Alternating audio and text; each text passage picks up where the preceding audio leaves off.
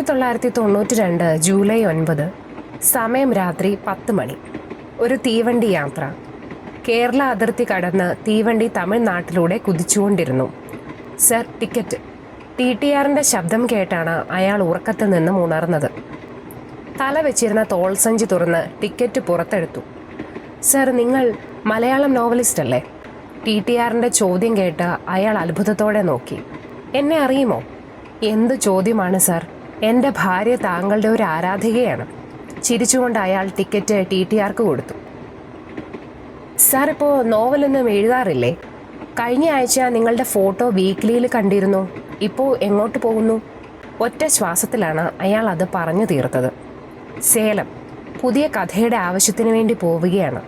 എനിക്കും സേലം വരെയാണ് ഡ്യൂട്ടി. പിന്നെയും അയാൾ കുറേ സംസാരിച്ചുകൊണ്ടിരുന്നു. സർ, നിങ്ങൾക്ക് ബുദ്ധിമുട്ടാകില്ലെങ്കിൽ ഞാൻ അല്പം ഉറങ്ങിക്കൊള്ളട്ടെ? ഓ സോറി സർ, ഞാൻ താങ്കൾക്കൊരു ശല്യമാകുന്നില്ല. ഉറങ്ങിക്കോളൂ. ഒരു 12 മണിയോടുകൂടി ട്രെയിൻ സേലം സ്റ്റേഷനിലെത്തും. Good night sir. ശുഭരാത്രി ആശംസകൾ നേർന്നുകൊണ്ട് അയാൾ ആ സ്പെഷ്യൽ കോച്ചിൽ നിന്നും അടുത്ത കോച്ചിലേക്ക് നടന്നകന്നു. നോവലിസ്റ്റ് ഒരു നീണ്ട കോട്ടുവായോടുകൂടി ബെർത്തിലേക്ക് ചാഞ്ഞു.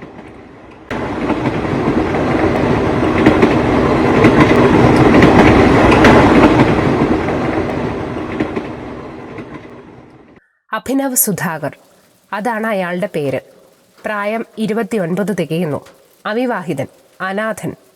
തലസ്ഥാനത്തെ ഒരു അനാഥാലയത്തിൻ്റെ കീഴിൽ നിന്നാണ് അയാൾ തൻ്റെ പ്രീ ഡിഗ്രി വരെയുള്ള വിദ്യാഭ്യാസം പൂർത്തിയാക്കിയത്.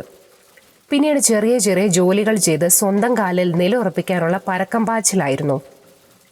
അതിനിടയ്ക്ക് താൻ ആഗ്രഹിച്ചിരുന്ന ജേർണലിസ്റ്റ് പഠനവും പാതി വഴിയിൽ ഉപേക്ഷിച്ചു.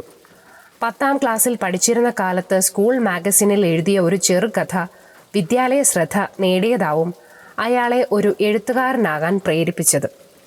21ാം വയസ്സിൽ പഠനം പാതി വഴിയിൽ ഉപേക്ഷിച്ച് നിൽക്കുന്ന സമയത്താണ് മലയാള ഭൂമിയിലെ ചെറുകഥാ മത്സരത്തിൽ പങ്കെടുക്കുകയും 2ാം സമ്മാനമായി 75 രൂപ ക്യാഷ് പ്രൈസ് ലഭിക്കുകയും ചെയ്യുന്നത്.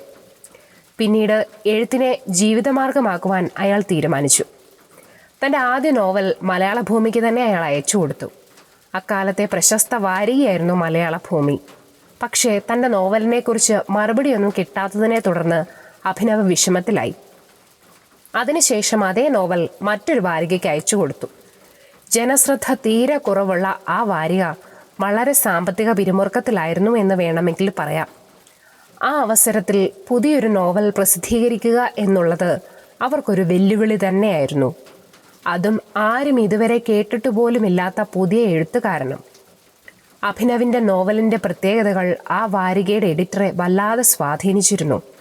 ഓരോ ലക്കം ഇറങ്ങുമ്പോഴും വാരികയുടെ വിപണനവും കൂടിക്കൂടി വന്നു. എഴുത്തുകാരന് വേണ്ടിയുള്ള അഭിനന്ദന സന്ദേശങ്ങൾ വാരികയുടെ തപാൽ പെട്ടികളിൽ നിറഞ്ഞു. വാരിക സാമ്പത്തിക ഭദ്രതയിലേക്ക് നടന്നു തുടങ്ങി. വാരികയുടെ ഉടമസ്ഥനും എഡിറ്ററും അഭിനവിനെ നേരിട്ട് ചെന്ന് കാണുകയും അവരുടെ വാരികയെ കീർത്തിപ്പെടുത്തിയതിലുള്ള ആശംസകൾ അറിയിക്കുകയും ചെയ്തു. അതോടൊപ്പം തന്നെ വാരികയുടെ സ്വന്തം നോവലിസ്റ്റായി ഉദ്യോഗവും നൽകി. പിന്നീട് അഭിനവിൻ്റെ നോവലുകളിലൂടെ വാരിക വളർന്നു.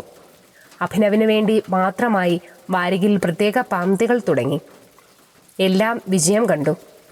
ഇപ്പോൾ 6 വർഷം പിന്നിടുന്നു മലയാളി വാണി എന്ന ആ വാരികയുടെ സ്വന്തം നോവലിസ്റ്റായിട്ട്. അഭിനവിൻ്റെ രൂപവിശേഷണങ്ങളിൽ ഈ കഥയ്ക്ക് യാതൊരു പങ്കുമില്ല എങ്കിലും അയാളുടെ സ്വഭാവ സവിശേഷതകൾ പറയാതിരിക്കുന്നത് ഉത്തമമല്ലെന്ന് തോന്നുന്നു. രാഷ്ട്രീയം, മതം, സാമ്പത്തികം ഇവ മൂന്നും എഴുത്തുകാരൻ്റെ ചിന്തകളിൽ പോലും കടന്നു വരാത്ത ഒന്ന് തന്നെയായിരുന്നു. മദ്യപാനവും പുകവലിയും ഇല്ലെങ്കിലും കക്ഷിക്ക് സ്ത്രീകൾ ഒരു ബലഹീനത തന്നെയായിരുന്നു. എന്നിരുന്നാലും അനാവശ്യമായി സ്ത്രീകളുടെ മുഖത്ത് പോലും നോക്കാൻ മടി കാണിക്കുന്ന വ്യക്തി കൂടിയാണ് നമ്മുടെ എഴുത്തുകാരൻ. തൻ്റെ പുതിയ നോവലിൻ്റെ എഴുത്തിനു വേണ്ടിയാണ് എഴുത്തുകാരൻ ഇപ്പോൾ സേലത്തേക്ക് പോയിക്കൊണ്ടിരിക്കുന്നത്. തൻ്റെ മുൻ നോവലുകളിൽ നിന്നും വ്യത്യസ്തത പുലർത്താനും പുതിയ ഭാവത്തിലേക്ക് തൻ്റെ എഴുത്തിനെ ചലിപ്പിക്കാൻ കൂടിയാണ് ഈ യാത്ര. എഴുത്തുകാരന് വാരിക പൂർണ്ണ സ്വാതന്ത്ര്യം കൊടുത്തിരിക്കുന്നത് കൊണ്ട് എഴുത്തുകാരൻ്റെ എല്ലാ ആവശ്യങ്ങളും വാരികയുടെ ചിലവിൽ തന്നെയാണ്. ഇനി കഥയിലേക്ക് വരാം. തീവണ്ടി അതിവേഗതയിൽ തന്നെ കുതിച്ചുകൊണ്ടിരിക്കുന്നു. തുറന്നിട്ട ജനലിലൂടെ രാത്രിയുടെ തണുത്ത കാറ്റ് അഭിനവിൻ്റെ ഉറക്കത്തിന് സുഖം പകർന്നു. നീണ്ട ചൂളം വിളിയോടുകൂടി തീവണ്ടി സേലം സ്റ്റേഷനിലേക്ക് കടന്നു. ചക്രം പാളത്തിലൂടെ ഉരഞ്ഞുകൊണ്ട് പ്ലാറ്റ്ഫോമിന് മുന്നിലായി നിന്നു. സർ, സേലമായി. ടിക്കറ്റ് ചെക്കറുടെ ശബ്ദം കേട്ട് അഭിനവ് ഞെട്ടി ഉണർന്നു. തലയുടെ അടിയിൽ വെച്ചിരുന്ന തോളസഞ്ചിയും സീറ്റിനടിയിൽ വെച്ചിരുന്ന സൂട്ട് കേസും എടുത്തുകൊണ്ട് അയാൾ ട്രെയിനിന് പുറത്തേക്ക് നടന്നു. സർ, ഇവിടെ വല്ല ടാക്സിയും കിട്ടുമോ? ടാക്സിയോ? താങ്കൾക്ക് എവിടെയാണ് പോകേണ്ടതെന്ന് പറയൂ. എൻ്റെ വണ്ടിയിൽ ഞാൻ താങ്കളെ കൊണ്ടുവിടാം. ഏയ് വേണ്ട സാർ, അത് സാറിന് ബുദ്ധിമുട്ടാവും. അങ്ങനെയൊന്നും വിചാരിക്കരുത്. താങ്കളെപ്പോലൊരു എഴുത്തുകാരന് വേണ്ടി ഇത്രയെങ്കിലും ചെയ്യാൻ സാധിക്കുമല്ലോ. എൻ്റെ ഭാര്യ ഇതറിഞ്ഞാൽ കൂടുതൽ സന്തോഷവതിയാവും. TTR ഒരുപാട് നിർബന്ധിച്ചപ്പോൾ അഭിനവ് അദ്ദേഹത്തോടൊപ്പം പോകാൻ തയ്യാറായി.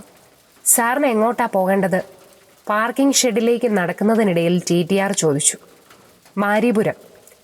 അഭിനവിൻ്റെ വാക്കുകൾ കേട്ട് TTR ഒരു നിമിഷം നിശ്ചലനായി. എന്തുപറ്റി? എന്താ നിന്ന് കളഞ്ഞത്? അഭിനവിൻ്റെ ചോദ്യം ശ്രദ്ധിക്കാതെ അയാൾ നിന്ന് വിയർക്കുകയായിരുന്നു. സർ, എന്താ ഒന്നും മിണ്ടാത്തത്? എന്തുപറ്റി? അഭിനവ് അയാളെ കുലുക്കി വിളിച്ചു.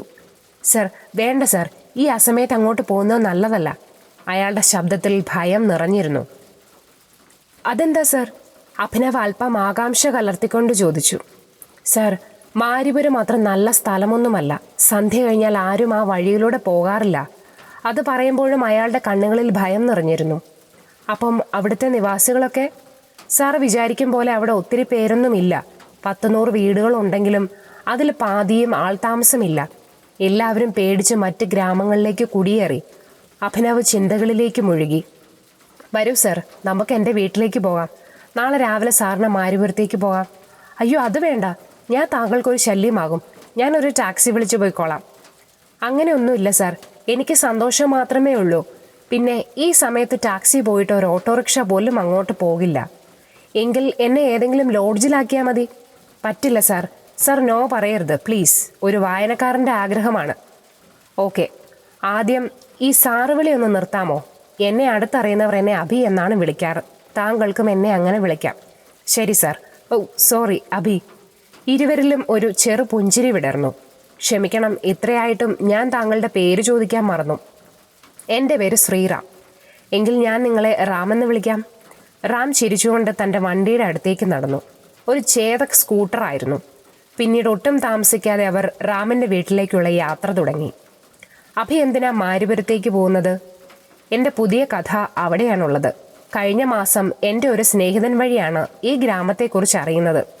മുഴുവനായി ഒന്നും മനസ്സിലായില്ലെങ്കിലും എന്തോ പിന്നീടുള്ള എൻ്റെ സ്വപ്നങ്ങൾ ഞാൻ കാണാത്ത ആ ഗ്രാമത്തെക്കുറിച്ചായിരുന്നു. കൊള്ളാം അഭി, പക്ഷെ വളരെ അപകടം പിടിച്ച സ്ഥലമാണ് മാരിപുരം. റാം അത് പറഞ്ഞു നിർത്തിയതും വണ്ടി നിർത്തിയതും ഒരുമിച്ചായിരുന്നു. മെയിൻ റോഡിൽ നിന്നും അല്പം ഉള്ളിലോട്ട് നീണ്ടു കിടക്കുന്ന പോക്കറ്റ് റോഡ് ചൂണ്ടിക്കാണിച്ചുകൊണ്ട് റാം പറഞ്ഞു തുടങ്ങി. അഭി, ഇതാണ് മാരിപുരത്തേക്കുള്ള വഴി. ഇവിടെ നിന്ന് കുറച്ചുള്ളിലേക്ക് പോയാൽ ഒരു കിണറുണ്ട്. അവിടെ നിന്നാണ് മാരിപുരം തുടങ്ങുന്നത്. പറഞ്ഞു നിർത്തി റാം വണ്ടി മുന്നോട്ട് ഓടിച്ചുകൊണ്ടിരുന്നു. ആ കിണറാണ് ആ ഗ്രാമത്തിൻ്റെ ശാപം. ചില പ്രത്യേക ദിവസങ്ങളിൽ ആ കിണറ്റിൽ നിന്നും മഞ്ഞ പ്രകാശം കടന്നു വരും. റാം കണ്ടിട്ടുണ്ടോ? ഏയ് ഇല്ല. സത്യം പറയാലോ അഭി, എനിക്ക് പേടിയാ. രാത്രിയുള്ള ഈ യാത്ര തന്നെ ചങ്കിടിപ്പോട് കൂടിയാ. ശരിക്കും അവിടെ എന്താ നടന്നത്? കൂടുതലായൊന്നും എനിക്കറിയില്ല. ഞാൻ ഇവിടേക്ക് സ്ഥലം മാറി വന്നിട്ട് 2 വർഷമേ ആയിട്ടുള്ളൂ. പിന്നെ നാട്ടുകാർ പറഞ്ഞു കേട്ട അറിവ് മാത്രമേ എനിക്കുള്ളൂ. അതൊന്ന് പറയാമോ? വീടെത്തിയിട്ട് പോരെ? മതി. വണ്ടി മുന്നോട്ടേക്ക് കുതിച്ചു. ഒരു 2 നില വീടിൻ്റെ കോമ്പൗണ്ടിലേക്ക് വണ്ടി ഓടിച്ചു കയറ്റി. ഇതാണോ റാമിൻ്റെ വീട്? വാടകയ്ക്കാണ്. റെയിൽവേയുടെ ക്വാർട്ടേഴ്സ് ഉണ്ട്. പക്ഷെ അവിടെ സൗകര്യങ്ങൾ വളരെ കുറവാണ്. റാം വണ്ടി ഒതുക്കി പാർക്ക് ചെയ്യുന്നതിനിടയിൽ പറഞ്ഞു. വരൂ, മുകളിലാണ് ഞങ്ങളുടെ പോർഷൻ. റാം അഭിയെയും കൊണ്ട് മുകളിലേക്ക് നടന്നു. പോക്കറ്റിലുണ്ടായിരുന്ന ചാവി കൊണ്ട് കതക് തുറന്നു.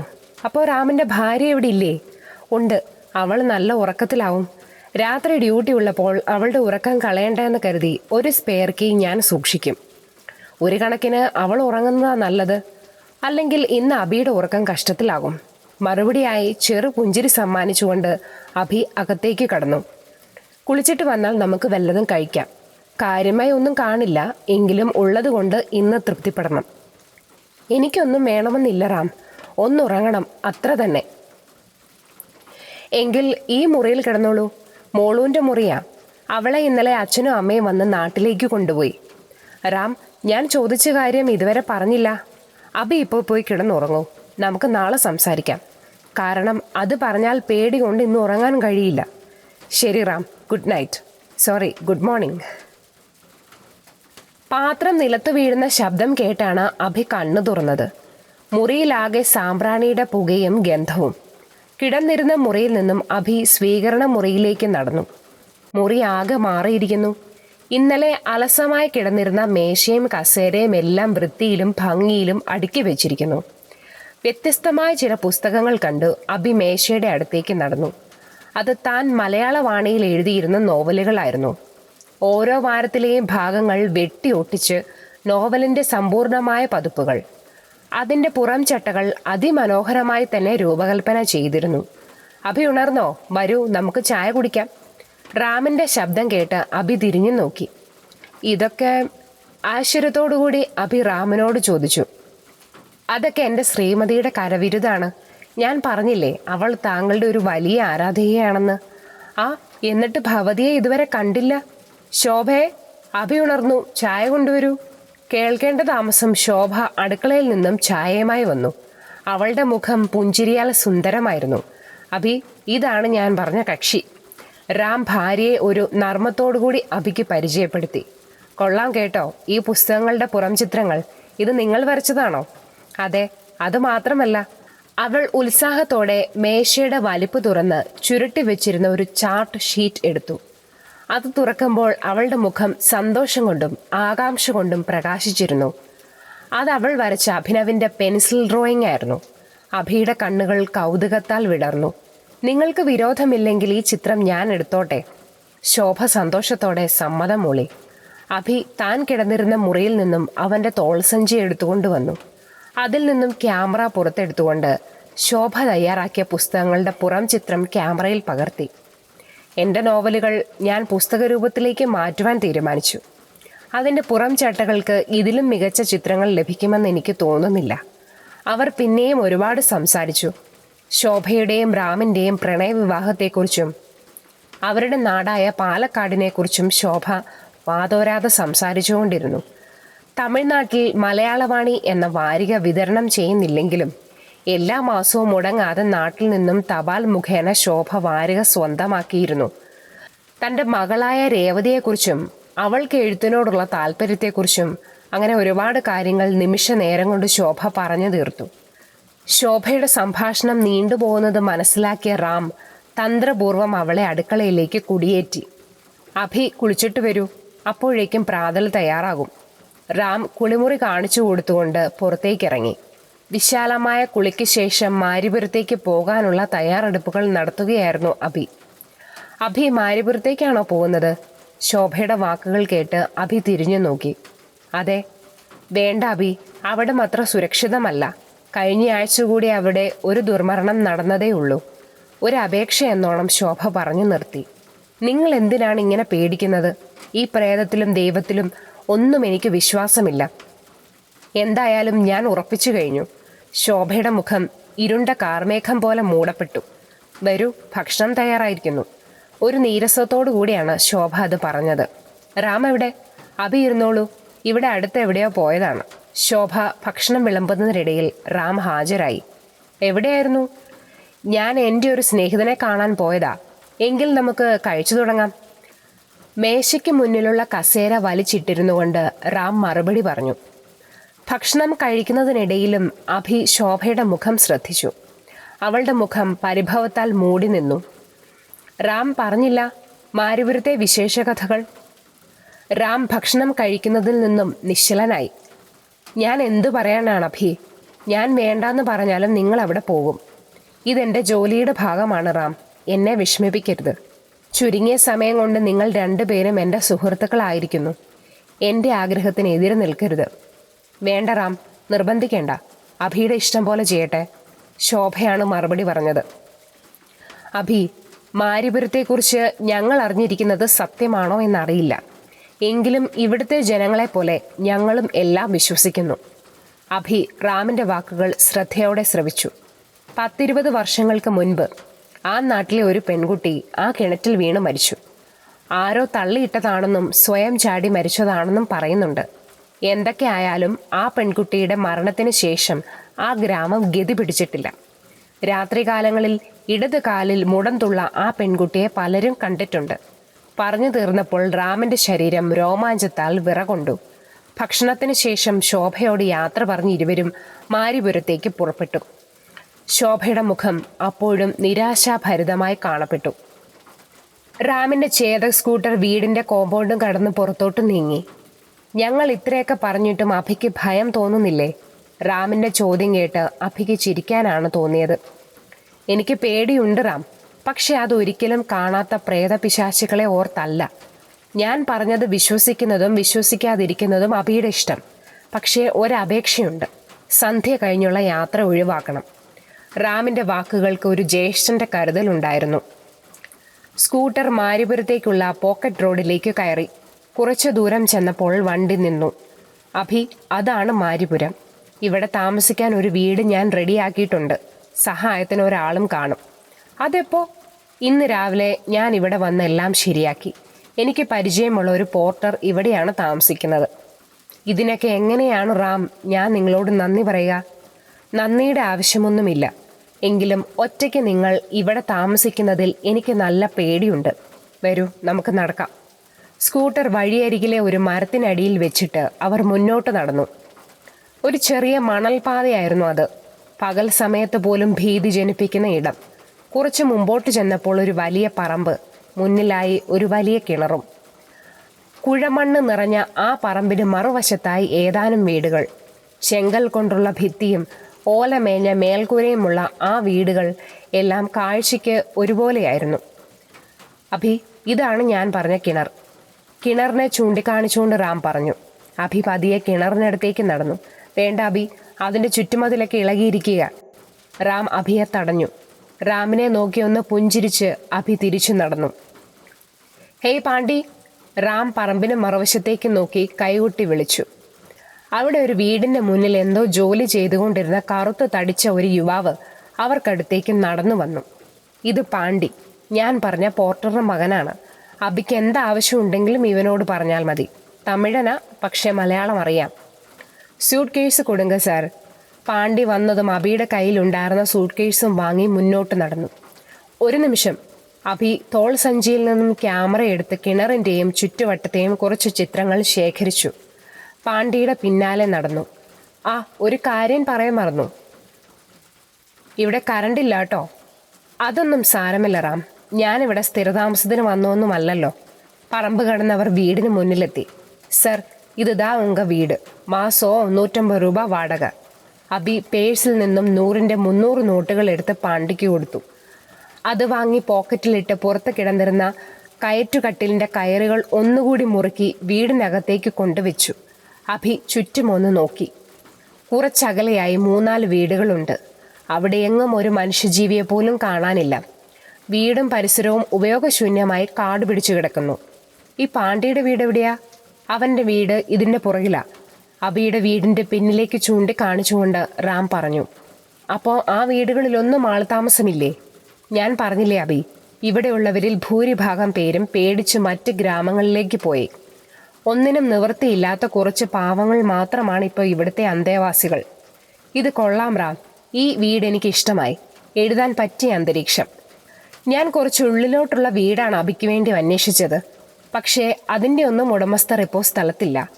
ആകെ ഒഴിവുള്ളത് ഈ വീട് മാത്രമാണ്. 1-2 ദിവസം കഴിഞ്ഞാൽ നമുക്ക് ഉള്ളിലോട്ട് മാറാം.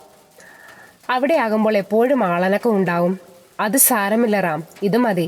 ഇവിടെ ആകുമ്പോൾ ഈ കഥയുടെ പ്രധാന കഥാപാത്രമായ ആ കിണർ എനിക്ക് അടുത്ത് കാണാമല്ലോ. ഓ, നിങ്ങൾ എഴുത്തുകാരുടെ അഭിരുചിയൊന്നും എനിക്കറിയില്ലേ. അഭി, എങ്കിൽ ഞാൻ തിരിച്ചു പോയിക്കോട്ടെ.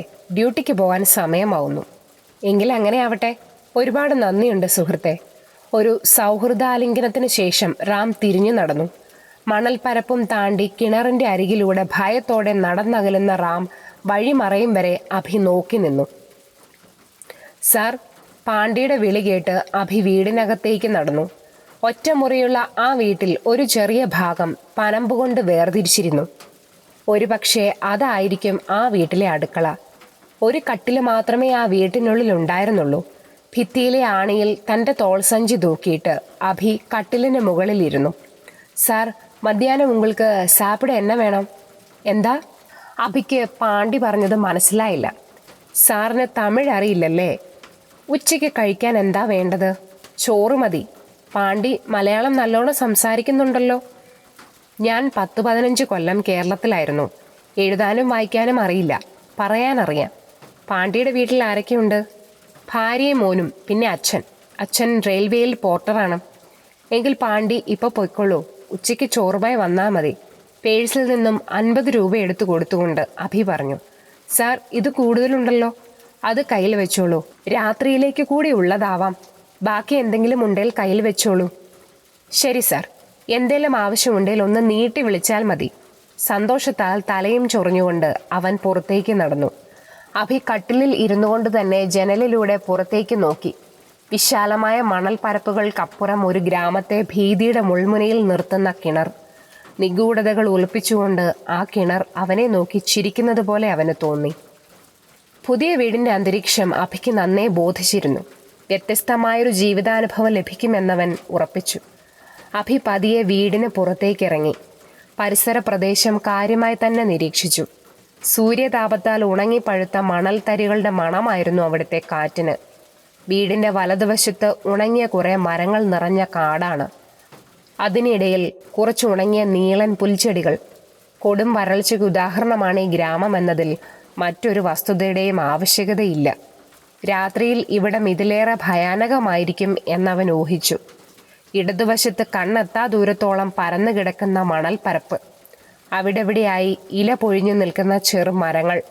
മരുഭൂമിയുടെ പരന്ന പ്രതലത്തെ ഉപമിക്കുന്ന തരത്തിലായിരുന്നു ആ പ്രദേശത്തിൻ്റെ കിടപ്പ്. അതിനപ്പുറം തീവണ്ടിപ്പാളങ്ങളായിരിക്കാം. കാരണം അവിടെ നിന്നാണ് തീവണ്ടിയുടെ ചുമച്ചുകൊണ്ടുള്ള ശബ്ദം കേൾക്കുന്നത്. ചുറ്റുവട്ടത്തെ വീടുകൾക്ക് മുന്നിലൂടെ അഭി പതിയെ നടന്നു. എല്ലാ വീടുകളും സാമാന്യം നല്ല അകലത്തിലാണ്. അവയുടെ അതിരുകളെല്ലാം മുൾച്ചെടികൾ കൊണ്ടുള്ള വേലി കൊണ്ട് മറച്ചിരുന്നു. ചില വീടുകൾ ഭാഗികമായി തകർന്നിരുന്നു. മറ്റുള്ളവയുടെ മേൽക്കൂരയിലെ കുറച്ചോലകളും വാതിലുകളും പറന്നുപോയിരിക്കുന്നു. ആ വീടുകളുടെ അവസ്ഥ കണ്ടാൽ അറിയാം, അത് വാസയോഗ്യമല്ലാതായിട്ട് വർഷങ്ങൾ കഴിഞ്ഞിരിക്കും. അഭി തൻ്റെ വീട്ടിലേക്കൊന്ന് കണ്ണോടിച്ചു. കുറച്ച് പഴക്കമുണ്ടെന്നല്ലാതെ ആ വീടിന് കാര്യമായ കേടുപാടുകളൊന്നുമില്ല. അതിനർത്ഥം കുറച്ചു നാൾ മുമ്പ് വരെ അവിടെ ആൾതാമസം ഉണ്ടായിരുന്നിരിക്കാം. ചുരുങ്ങിയ സമയം കൊണ്ട് ഒരിക്കലും പാണ്ടിക്ക് ആ വീട് ഇത്ര വൃത്തിയാക്കാൻ സാധിക്കില്ല. അഭി പതിയെ തൻ്റെ വീടിനടുത്തേക്ക് നടന്നു. മുറ്റത്തെ ചെടിച്ചട്ടിയിൽ ഒരു പനിനീർ ചെടി മുളച്ചു വരുന്നു. ഇന്ന് രാവിലെയും അതിനാരോ വെള്ളം നൽകിയിട്ടുണ്ടെന്ന് ചെടിച്ചട്ടിയുടെ മണ്ണിൻ്റെ നനവ് കണ്ടാൽ അറിയാം. അഭി പതിയെ വീടിന് പിന്നിലേക്ക് നടന്നു. വീടിൻ്റെ പിന്നിലും അവിടെ എവിടെയായി കുറച്ച് വീടുകൾ. അവിടെയൊക്കെ ആൾതാമസമുള്ളവയായി തോന്നിച്ചു. വീടിന് പിന്നിൽ ഭിത്തിയോട് ചേർന്ന് കുറെ പഴയ മൺകലങ്ങളും കുറെ പഴയ തുണികളും കൂട്ടിയിട്ടിരുന്നു. നിലത്ത് കിടന്നിരുന്ന നീളൻ കോലുകൾ കൊണ്ട് അവൻ ആ വസ്ത്രങ്ങൾ ഉയർത്തി നോക്കി. അവ ഒരു സ്ത്രീയുടേതാണെന്ന് അവന് മനസ്സിലായി. മനസ്സിൽ എന്തോ ചിന്തിച്ചുകൊണ്ട് അവൻ തിരിച്ച് തൻ്റെ വീടിനുള്ളിലേക്ക് നടന്നു. കയറ്റുകട്ടിലിൽ കിടന്നുകൊണ്ട് അവൻ പുറത്തേക്ക് നോക്കി. കിണർ അപ്പോഴും ഒരപരിചിതനെ പോലെ അവൻ്റെ ചിന്തകൾക്ക് ദൈർഘ്യം കൂട്ടി. ചിന്തകളിലൂടെ അവൻ ഉറക്കത്തിലേക്ക് വഴുതി വീണു. അയ്യാ! സ്ത്രീ ശബ്ദം കേട്ടാണ് അവൻ കണ്ണു തുറന്നത്. കറുത്തു മെലിഞ്ഞ ആ രൂപം കണ്ടവൻ ഞെട്ടി. കട്ടിലിൽ നിന്നും നിലത്തു വീണു. ആരാ? പേടിച്ചരണ്ട ശബ്ദത്തിൽ അവൻ ചോദിച്ചു. അയ്യോ സാർ, ഇതെൻ്റെ ഭാര്യയാണ്, കുയിൽ. ഞങ്ങൾ ഉച്ചക്കത്തേക്കുള്ള ഭക്ഷണവുമായി വന്നതാണ്. പിന്നിൽ നിന്നും പാണ്ടിയുടെ ശബ്ദം കേട്ട അഭി ആശ്വാസത്തിൻ്റെ ദീർഘനിശ്വാസം ആഞ്ഞു വലിച്ചു. അവൾ തൻ്റെ കയ്യിലുണ്ടായിരുന്ന മൺകലവും അലുമിനിയ പാത്രവും മുറിയുടെ ഒരു മൂലയിൽ വെച്ചു. സാർ, കൈ കഴുകി വരൂ. കയ്യിലുണ്ടായിരുന്ന മൺകൂജ അഭിക്ക് നേരെ നീട്ടിക്കൊണ്ട് പാണ്ടി പുറത്തേക്ക് നടന്നു. പാണ്ടി കൂജയിൽ നിന്നും വെള്ളം അഭിയുടെ കൈകളിലേക്ക് ഒഴിച്ചു. സൂക്ഷിച്ച് കഴുകുക സാറേ, ഇവിടെ വെള്ളം കിട്ടാൻ വല്ലാത്ത പാടാ. അപ്പോൾ ആ കിണറ്റിൽ വെള്ളമില്ലേ? കിണറ്റിലേക്ക് നോക്കിക്കൊണ്ട് അഭി പറഞ്ഞു. അതിലിപ്പോൾ വെള്ളമൊന്നുമില്ല സാറേ. കൈ കഴുകി ഉണങ്ങാനിരുന്ന അഭിക്ക് പാണ്ടിയുടെ ഭാര്യയാണ് വിളമ്പിക്കൊടുത്തത്. നല്ല തൂവള്ള ചോറും മീൻകറിയും. അല്ല പാണ്ടി, ഈ വീട്ടിൽ ഇതിനു മുമ്പ് ആരാ താമസിച്ചിരുന്നത്? ചോറും മീൻചാറും കൂട്ടി ഉരുട്ടി വായിലേക്ക് ഇട്ടുകൊണ്ടാണ് അഭി ചോദിച്ചത്. ഒരമ്മയും മകളുമായിരുന്നു. കഴിഞ്ഞ ആഴ്ച ആ അമ്മ മരിച്ചു. കാട്ടിൽ വിറകെടുക്കാൻ പോയതാ, പാമ്പ് കടിച്ചു. അപ്പോൾ അവരുടെ മകളോ? അവളിപ്പോൾ കുറച്ച് മാറി ഒരു കിളവിയുടെ കൂടെയാ. അവൾക്കിവിടെ ഒറ്റയ്ക്ക് താമസിക്കാൻ പേടിയാത്രേ. ഇവിടുത്തെ ആളുകൾ പുറത്തോട്ടൊന്നും ഇറങ്ങാറില്ലേ? ആകെ ഒരു ശ്മശാനം പോലെയുണ്ടല്ലോ. 100ഓളം കുടുംബങ്ങൾ ഉണ്ടായിരുന്ന ഗ്രാമമായത്. ഇപ്പോൾ കൂടിയാൽ 10ഓ 15ഓ കുടുംബങ്ങൾ കാണും. എന്താടോ ശരിക്കും ഈ മാരിപുരത്തിന് സംഭവിച്ചേ? അതൊരു വലിയ കഥയാ സാറേ. താൻ പറയടോ, ഞാൻ കേൾക്കാം. പാണ്ഡി തറയിലേക്കിരുന്ന് പതിയെ ഭിത്തിയിലേക്ക് ചാരിക്കൊണ്ട് കഥ പറഞ്ഞു തുടങ്ങി. ഈ നാടിൻ്റെ ശരിക്കും പേര് മാരിപുരം എന്നല്ല, മീനാർ എന്നായിരുന്നു. ഈ കാണുന്ന മണൽ പരപ്പുകളുണ്ടല്ലോ, ഇവിടെ പണ്ടൊരു പുഴയുണ്ടായിരുന്നു. എൻ്റെയൊക്കെ മുതുമുത്തശ്ശൻ്റെ കാലത്ത്. അന്നൊക്കെ ആ പുഴയെ ആശ്രയിച്ചായിരുന്നു അവരുടെ ജീവിതം. കുറേ വർഷങ്ങൾ ഈ നാട്ടിൽ മഴ പെയ്യാതെ ഇരുന്നിട്ടുണ്ടത്രേ. കൊടും വരൾച്ചയിൽ ആ പുഴ വറ്റി തരിശുഭൂമി പോലെയായി. ഞാൻ ജനിച്ചപ്പോഴൊക്കെ ഇവിടം ഇതുപോലെ തന്നെയായിരുന്നു. കിലോമീറ്ററുകളോളം നടന്നാണ് അന്നൊക്കെ വെള്ളം കൊണ്ടുവന്നിരുന്നത്. അങ്ങനെ നാട്ടുകാരുടെ കഷ്ടപ്പാട് കണ്ട് ഗ്രാമത്തലവൻ ഇവിടെ ഒരു കിണർ കുഴിക്കാൻ തീരുമാനിച്ചു. അന്ന് എനിക്ക് 10 വയസ്സ് പ്രായം കാണും.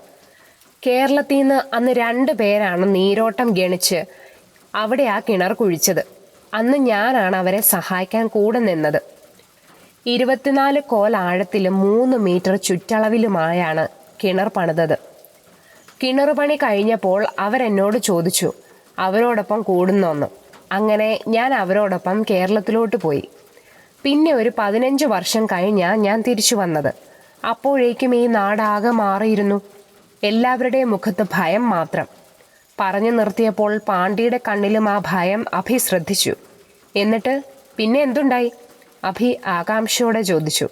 സാറ് പോയി കൈ കഴുകി വാ, എന്നിട്ടാവാം ബാക്കി.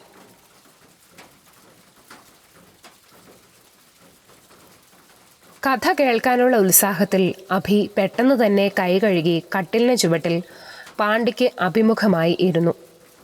അപ്പോഴേക്കും പാണ്ഡിയുടെ ഭാര്യ കുയിൽ അഭി കഴിച്ച പാത്രവും കലവുമായി തിരിച്ച് അവളുടെ വീട്ടിലേക്ക് നടന്നു. എന്നിട്ട് ബാക്കി പറ. പലരും മറ്റു ഗ്രാമങ്ങളിലേക്ക് കുടിയേറി തുടങ്ങി. എല്ലാറ്റിനും കാരണം ചട്ടുകാലിയായ മാരിയുടെ പ്രേതമായിരുന്നു. മാരിയോ? അവളാരാ? മാരി ഈ ഗ്രാമത്തിന് മാരിപുരം എന്ന പേര് സമ്മാനിച്ച മറുതയാണവൾ. പകയാണ്. ഈ ഗ്രാമത്തിൻ്റെ അസ്ഥിവാരം തോണ്ടാനുള്ള അത്രയും പകയുണ്ട് അവൾക്ക് ഈ മണ്ണിനോട്. എന്തിന്? ജന്മന ഒരു ചട്ടുകാലിയായാണ് അവൾ ജനിച്ചത്.